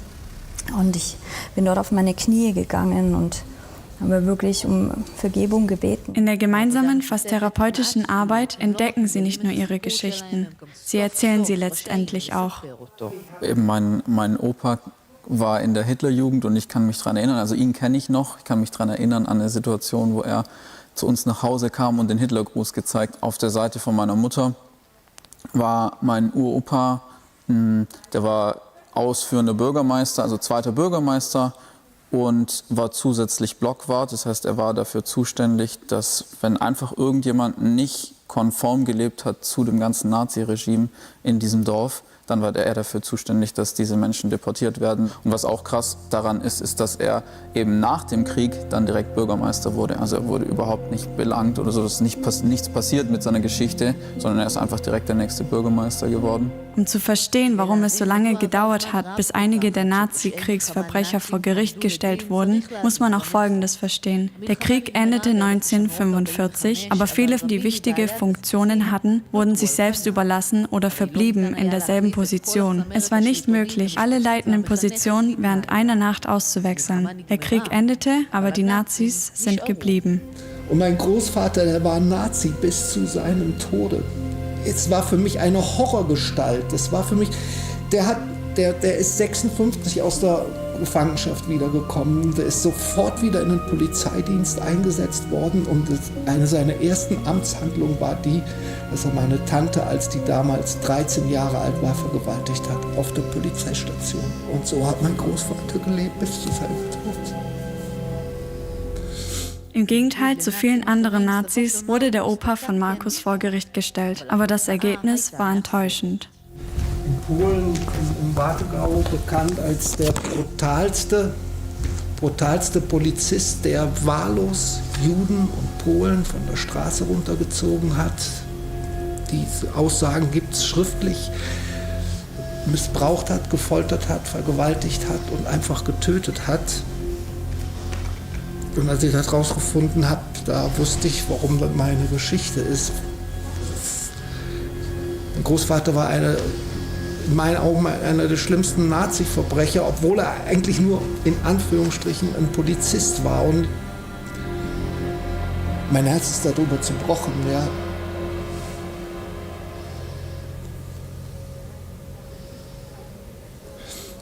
Meinem Opa ist der Prozess gemacht worden. 30 Zeugen sind befragt worden. Die haben Horrorgeschichten erzählt. Und mein Opa ist nicht verurteilt worden, weil sich 2 Leute in einem Punkt widersprochen haben. So viel zu der Aufarbeitung in unserem Land. Im heutigen Deutschland leben immer noch überzeugte Nazis. Die deutsche Staatsanwaltschaft befasst sich aktuell mit 8 solcher Fälle. 2 davon wurden bereits vor Gericht gestellt. Aber wie es scheint, werden es die letzten Prozesse sein. Auf die Vorwürfe antworten sie, das war ich nicht. Oder ich wusste von nichts, ich war nur eine Sekretärin. Sie bitten nicht um Vergebung und zeigen keine Reue. Es machen heute an ihrer Stelle die Kinder, die Enkelkinder und die Urenkel. Wenn jetzt Holocaust-Überlebende diesen Beitrag sehen, was möchten Sie denen sagen? Dass ich die Worte versuche auszusprechen, die mein Großvater nie ausgesprochen hätte und zu sagen, dass es mir von ganzem Herzen leid tut und dass ich mit meinem Leben dafür stehe, dass sowas nicht wieder passiert. Ich würde um Vergebung bitten und mir wünschen, dass er vielleicht Ihnen hilft, wenn Sie endlich mal einen Namen hören. Mein Name ist Markus Demmer, ich bin der Enkel von Karl Demmer, der Nazi-Verbrecher war und ich stehe da zu dieser Geschichte und möchte diesen Gräueltaten einfach auch ein Gesicht geben. Wo ich jetzt wirklich sagen kann, ich stehe mit meinem Leben und mit meinem ganzen Herz an der Seite Israels und an der Seite der Juden.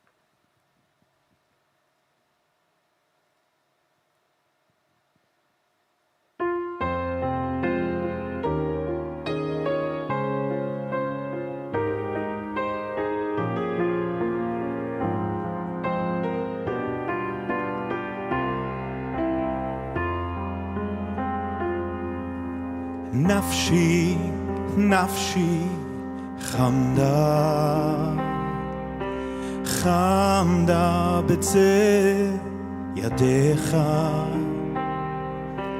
אוי לדעת אוי לדעת אוי לדעת כל רסודך נפשי נפשי חמדה חמדה בצל ידיך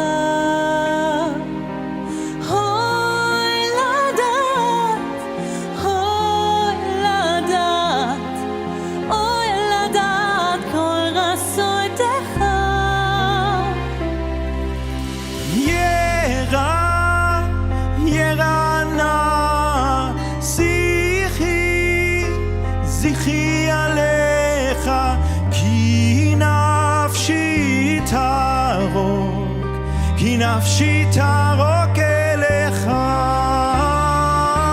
ירב ירב נא זכי זכי עליך כי נפשי תרוק אליך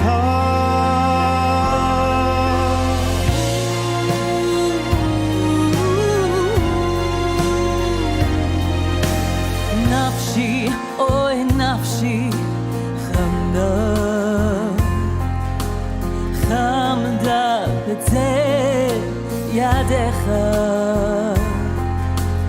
אוי לדעת אוי לדעת אוי לדעת כל רסותיך או נפשי נפשי חמדה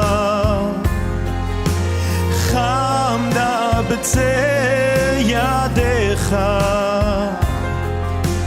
אוי לדעת אוי לדעת אוי לדעת כל רסודך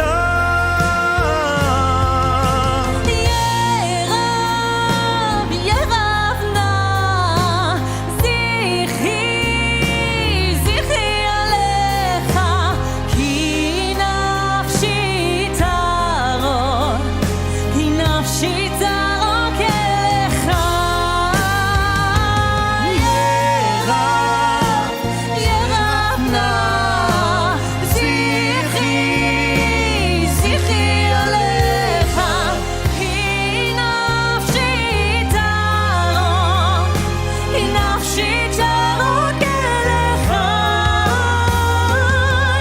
ירב ירב נא זכי זכי עליך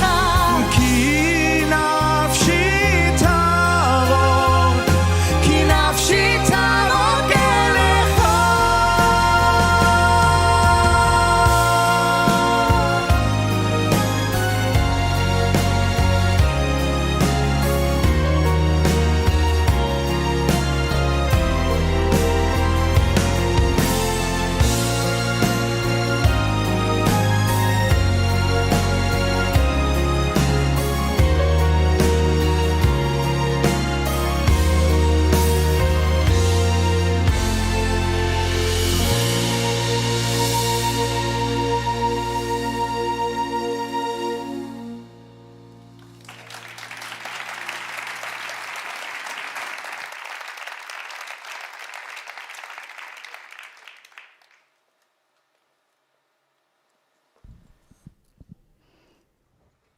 So, wir kommen jetzt langsam So in we den will letzten Abschnitt come to the last stages of this evening, Im letzten Abschnitt wollen wir and now we want to look ahead, in das schauen, weil der Marsch des Lebens because much of life is about looking back to remember, but it's also about looking forward, to do things, to shape things, that we stand up for life And one way to do it is, of course, to raise our voices at the marches of life very presently, to remember, reconciliate, and to raise our voices. Another way to do so is to support in a financial way that which the March of Life does. That is one way to raise your voice for remembrance, reconciliation, and against anti-Semitism for Israel. And we want to give this opportunity to you because March of Life lives and exists by financing. And through you, it is possible for us to mobilize people that we can do things worldwide. And we want to give this opportunity to you to support us, to support the work and the next stage of the March of Life. We will talk about what is going to happen, and to support that we need finances, and you can take part in it. And there are many ways to do so today. If you're here in the auditorium, you can do so by giving cash. We also have letters in the back of the seats, right in front of you. You can subscribe to our newsletter. You can give a promise to transfer later on, or because we are modern and we also do things online. You see the QR codes, even on the internet you see them, where you get to our website,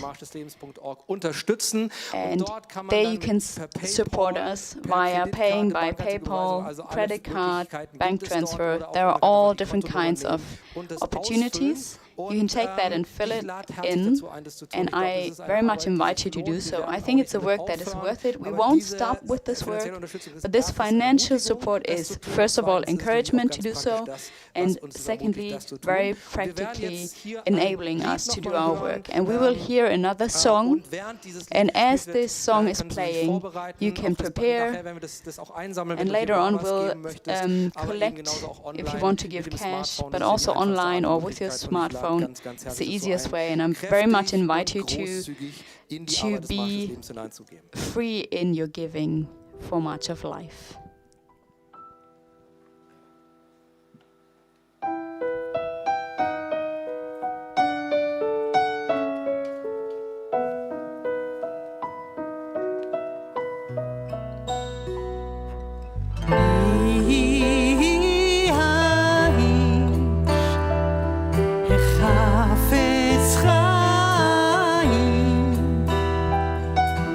Oh,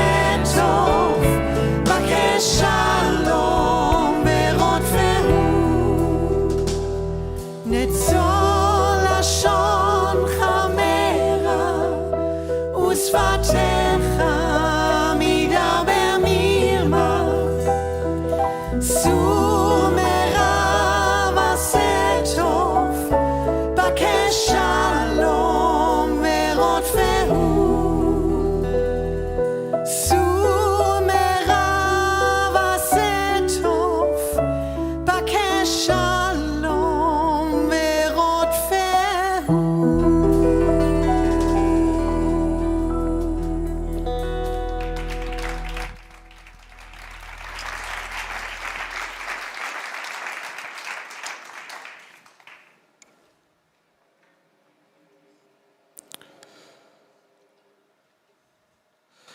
So, vielen Dank. Thank you so much to the band Beersheba for this song. Jetzt werden gleich die Ordner rumgehen. And our ushers will go through the rows. And if you want to give cash, you can just drop your envelope there. And if you're wanting to support March of Life monthly, there will be a membership available to you. You can just write to us through our email address and we'll send you all the information. And so we are entering the next season of March of Life.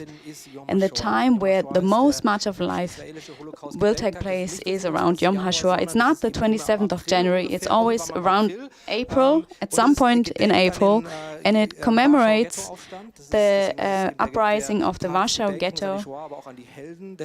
It remembers the victims of the Shoah, but also the heroes of the Shoah, those in resistance. And around this day, every year, we call to action to host marches of lives, and this year, with the topic of From the Heart and on Foot, commemorate, remember, reconciliate, and against anti-Semitism. Why? So that it comes from the heart, that it's not a ritual, a story that we just tell, but that with these different stories that we tell, that we go to the streets, publicly visible in a public space, it's important to us to do so. And I want to quote a few things from our call. Don't just join in, don't just tag along. Hatred of Jews and anti-Semitism have reached an alarming degree. The COVID-19 pandemic is working as a fire accelerant for anti-Semitism and hatred of Jews, and many just tag along. There are more protests on our streets now than ever. Imagine what it would be like if around Yom HaShoah 2022, hundreds of cities would host marches of life. Imagine what it would be like if you were to host a March of Life in your city, gathering people around you and taking to the streets with this message in the nations worldwide. And we as March of Life support you, we train you, and we provide material, for example, with this banner that you can see, From the Heart and on Foot in German or in English or Spanish, in South America, Marcha de la Vida, or even in Italian or Polish. It's possible that we need to work on the wording of the motto for all of those who speak Polish and take offense to it. Or even in Russian, we'll have in many different languages this banner. And we call for you to host Marches of Life. And we ask you to register as well. Or if you want to gather information on what it means to host a March of Life, here is a QR code and the website where you can get information. Sign up here, register, and we will pass on more information. We have seminars about how to host a march, what is important about hosting, what our values are. You can find information there. Yom HaShoah this year is the 28th of April. It's a Thursday. But we also say that the Marches of Life can take place on the day or on the days around it, depending on the local situation. We ask you not to do so, not to host it on Shabbat, so that your Jewish people are shown respect and can take part in it as well.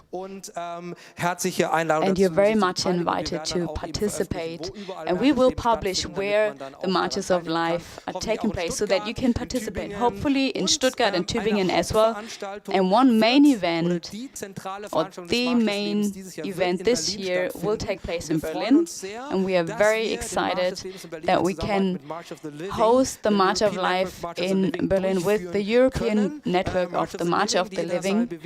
The March of the Living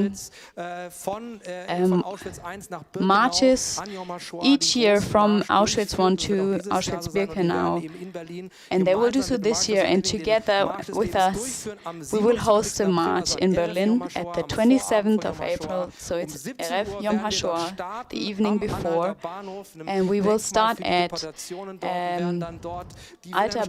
Anhalter Bahnhof and walk along the road and pass by the former Gestapo main office where the Nazis reigned with the message "You lost" and "Am Israel Chai." That will be the message that we will have. And then we will go to the Brandenburg Gate where we'll have a closing event. And you're very much invited to join us. And I'm excited that we have Michel Gourari with us here on Zoom now. And he's the director of the European network of the March of the Living. Michel, we can see you. It's great to have you. And you're with us from Jerusalem. And together, we wanted to proclaim this cooperation at this conference, and I'm passing on to you. Good evening, Shavua Tov, to all of you. I think that it's very exceptional to be part once again of your night for honor to Israel. We are very proud to be your partner, and we are very proud also that you are our partner. We are in very difficult times, as we know, anti-Semitism everywhere.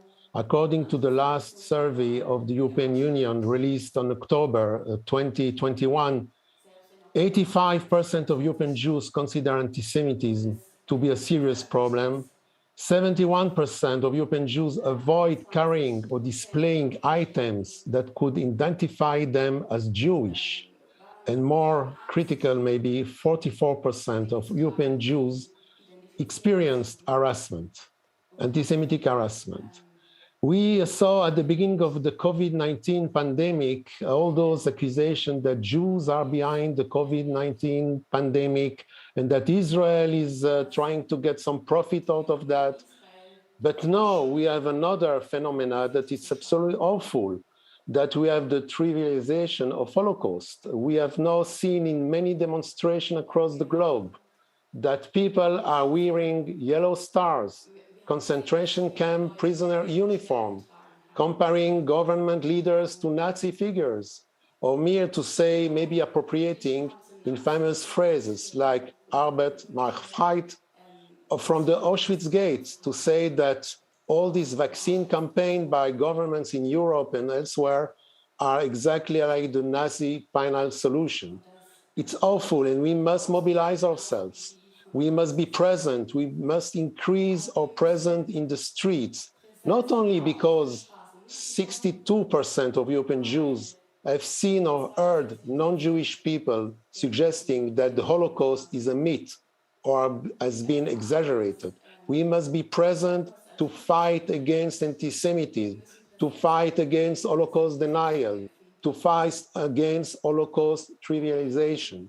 We must be together, shoulder by shoulder, hand by hand, to march in the streets of the main capitals of Europe, as we already did in several capitals. And now, this year, we will do it in partnership with you, the Marshals des Lebens. We will march from the Anhalter Bahnhof, where Jews were deported to their deaths, through the memorial for the 6 million Jews murdered by the Nazi regime, to the Brandenburg Gate on the 27th of April 2022. It will be maybe the first of its kind march.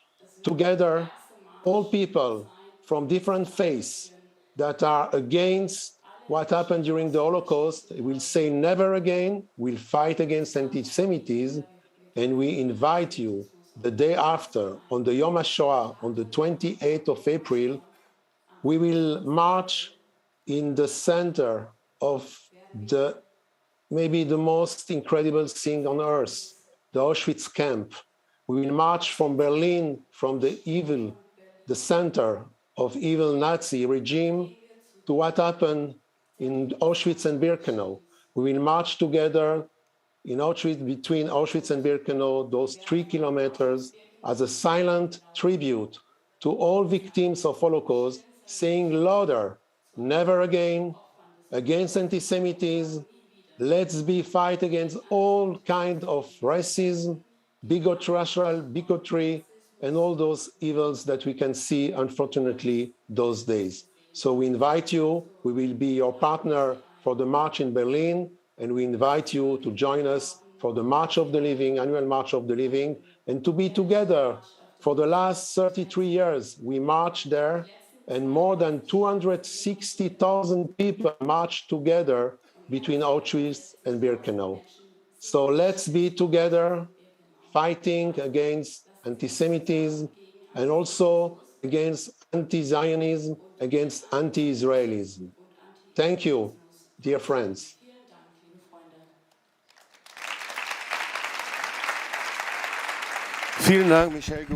Thank you so much, Michel Gourari. It's a great privilege to be working with you and the March of the Living. And we in Berlin, we hope that we don't just walk and march together with the Berliners, but it's the capital of our country.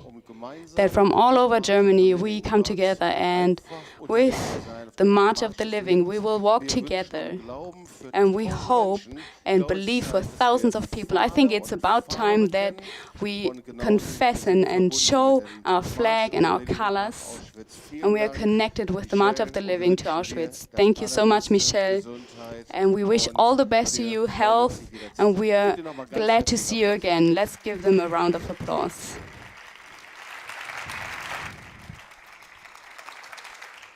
Wir freuen uns sehr auf Berlin. And we are very much looking forward to Berlin. And we want to have a look further because March of Life has a cooperation with Adi Negev. And it's a special place for people with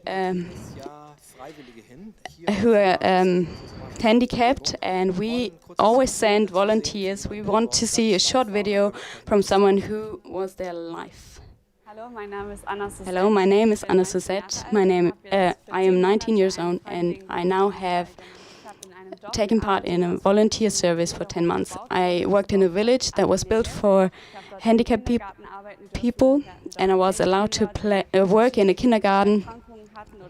We had 10 children who were handicapped, and the special thing was that they had different kinds of handicaps, but they were together in a kindergarten, and I got to accompany them in their everyday life. My everyday looked this way, that I played with the children, that I was to support their development. I fed them or helped them to eat. I changed the diapers and clothes, but 90% was just playing and having fun. Through the March of Life, I came to this volunteer service. March of Life stands up for Israel and against anti-Semitism. And because I'm from the south of Germany, and in the time of National Socialism, the treatment of handicapped people was horrible. It was very interesting to me to work in Israel with children who are handicapped. The special thing was the culture. I found a circle of friends where we connected. They shared their homes and families with me, which really touched me. And at work as well, I developed deep relationships to the children. There's one story where a boy was sent to the hospital because he had trouble, and we didn't know whether he would survive. And the doctors said that it doesn't look good. And they wanted to turn off his machines as well. But he is and remains to be a fighter. And for me, the day when he came back to the kindergarten, he still looked weak. But when I went back to Germany, I said goodbye to him with a laugh on my face. And he was just smiling and laughing. And all this emotional process that I went through was a very challenging time, but also a great memory for me, because I know now that he's doing well and is happy. And this volunteer service was such an enrichment for my life. I finished school, and with the pandemic going on, everything looked dark, but it was such a good chance to get to know new people and a new culture. I would advise everyone who wants to find out who they really are and who people are to do so. You will not look back and regret it, I can tell you. So, Anna-Suzette Pfeiffer ist auch Anna-Suzette Pfeiffer is here as well. Come to the front, please. And you say, it sounds like you finished your volunteer service. That's not true. You're just here for a few days in Germany, and tomorrow you go back to Israel and you will continue to work at Adi Negev. How come you decided to stay longer? It's a good question. I had this feeling not to be finished there.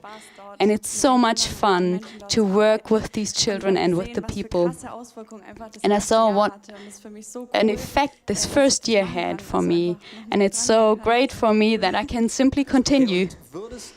And would you, well, that's a stupid question, but I still ask you, would you advise people to do so? And why would you?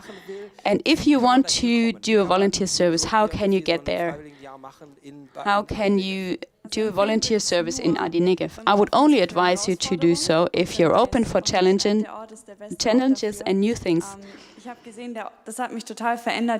I saw that it really changed me to be surrounded by people who are simply weakened, who are handicapped. This whole culture really broadened my horizon, and what I really learned is to put the needs of others at first priority. And this ministry has such a great impact. If you want to experience something like that, go there. I really advise you to do so. And if you want to have further information, there's a great team.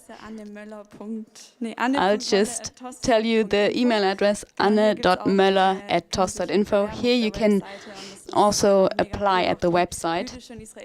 And it's so great to get to know the Jewish and Israeli culture, Yalla. So there are open spots. Be fast and apply at marchoflife.org or write an email at anne.möller@tost.info. And if you know people who don't know what to do after they finish school or their studies, this is a great opportunity. And I want to ask Jobst Bittner to the front, who wants to announce something great in Israel as well. Also wir sind bald fertig. So we're almost done, I promise. But it's so much fun to be here together. I want to introduce to you two things. I just thought when we had our first march in 2007, and I remembered how we had our closing event in Dachau at the memorial, and we went through the museum, and for me it was this feeling, I didn't like it. I wanted to finish, I didn't want to continue.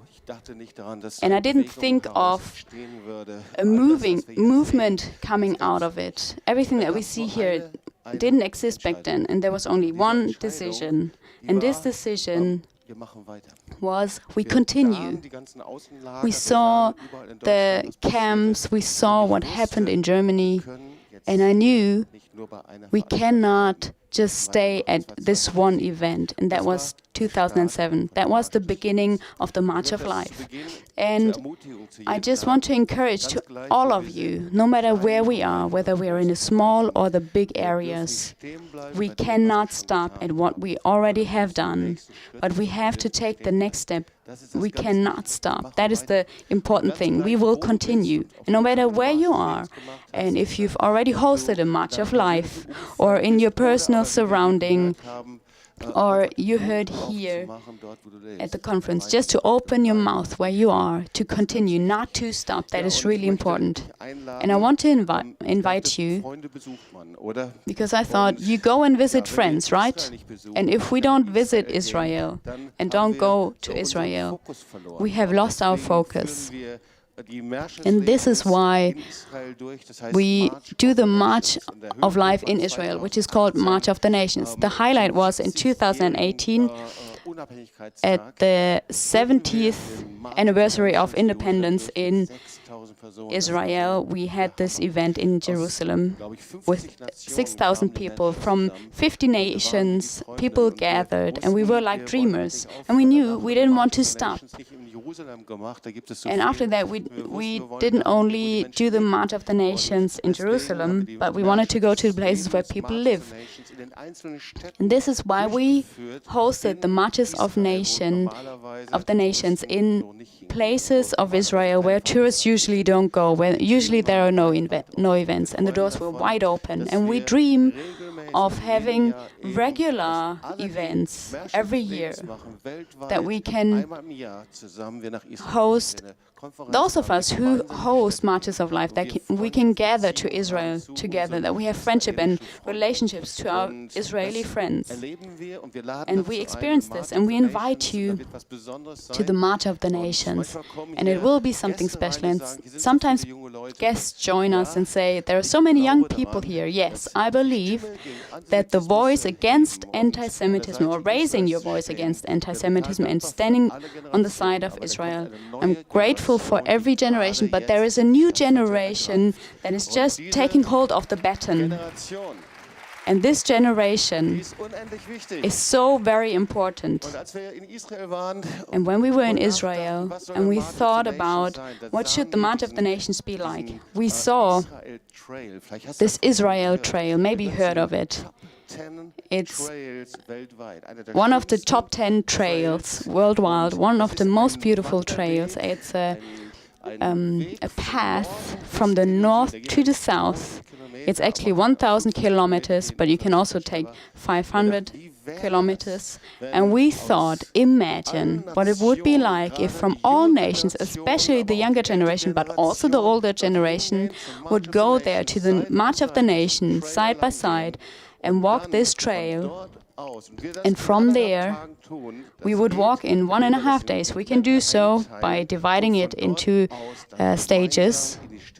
And from there, we will go into the cities to set a sign together and to say, Israel, we are on your side. We invite you to join us. And so please write down this date, invite and mobilize your children, your youth, your grandchildren, everybody, no matter where they're from, South America, Poland, Ukraine, or wherever you are.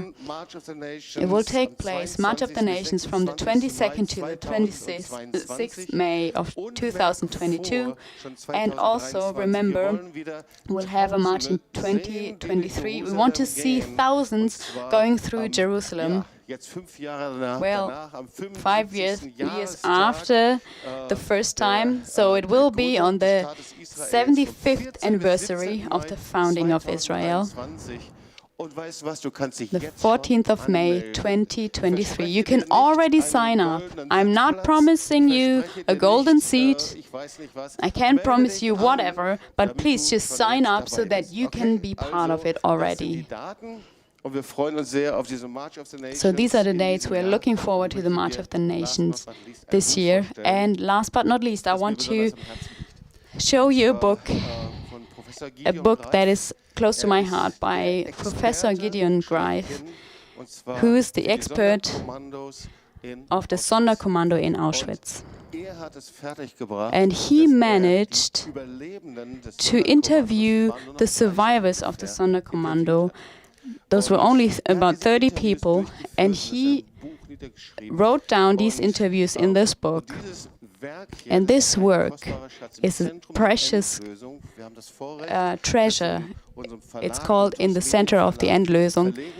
We had the privilege to publish it in our publishing house. It has been worked through with footnotes and all footnotes that you need, and every one of us should have it in their shelf. It's not translated yet. Maybe we can do so. You can order it here in our shop. It's a newly published book, and you should actually not just buy it for yourself, but for your church library and 5 others, and bring it into the libraries so that everyone can read it. So that was an advertisement, right? Now you can continue, Heinz. So we're almost at the end of our evening to honor Israel and also of our March of Life conference, which is a sad thing, but I think we had a wonderful time, even online. Many participants from so many nations that have joined us online. Thank you to all of you that you have joined us. And I want to point you towards the next March of Life conference, which will take place yearly, and the 8th International March of Life will take place on the 10th to the 12th of February 2023. We hope to have it without masks and with many guests, even here in the auditorium, that will have every seat filled. And there will be guests, as we have experienced before the pandemic. So you should already save the date, 10th to 12th of February 2023 in Tübingen. There'll probably be something on YouTube as well, but it's so much better to gather together in one place. And all further information you will still receive. And I want to point out our website, marchoflife.org. You can subscribe to our newsletters via email or mail in many different languages, German, English, Russian, and Spanish, I think, as well. And also on the social media accounts, you can follow us, especially also for the appointments and the events. And this is something that we want to see live on the streets. And I want to say thank you again to our special guest, Roma Ligotska. Thank you so much for your interview today. Und vielen Dank. And thank you also to Mr. Kashi. Thank you, Udi, to every guest that has come from Israel. Thank you that you have come here especially. Und and tomorrow, in a small circle, we'll have a meeting as the directors where we'll say goodbye as well. And I wish all of you a wonderful evening. And to finish up, we will see a small highlight, a short part of the musical Anatevka.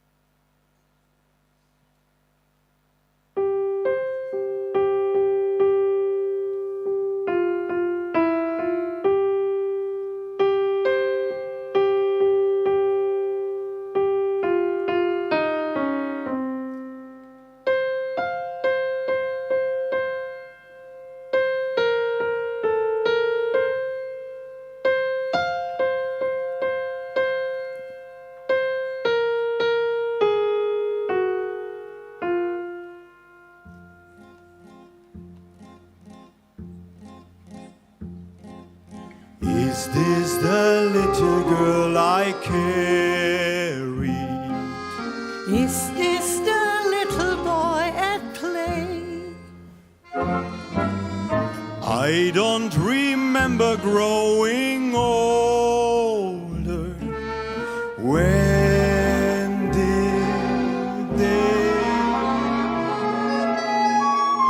did she get to be a beauty? When did he grow to be so tall? Wasn't it yesterday when they were small?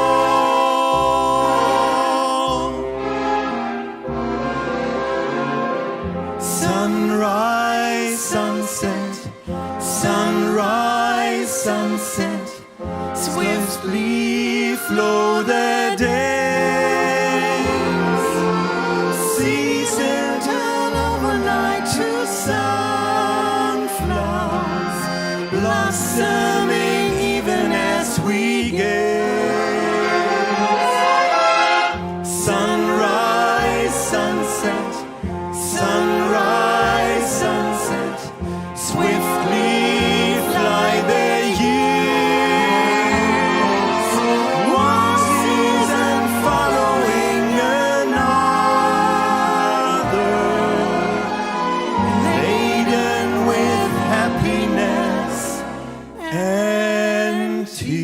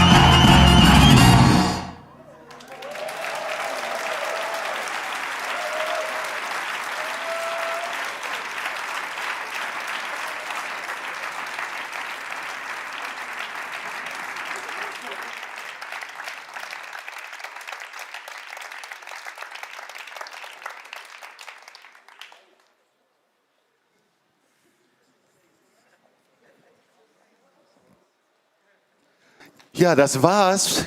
So that's it. War das nicht herrlich? Wasn't it wonderful? Thank you so much for coming. Thank you for all of you coming. Come on, let's just give all the actors an applause for everyone who has helped, to all the technicians, for all the translators. Let's just stand up and give them an applause. For all of those who have prepared, and I wish all of you that you get home safe. All the best to you where you're with us on Zoom.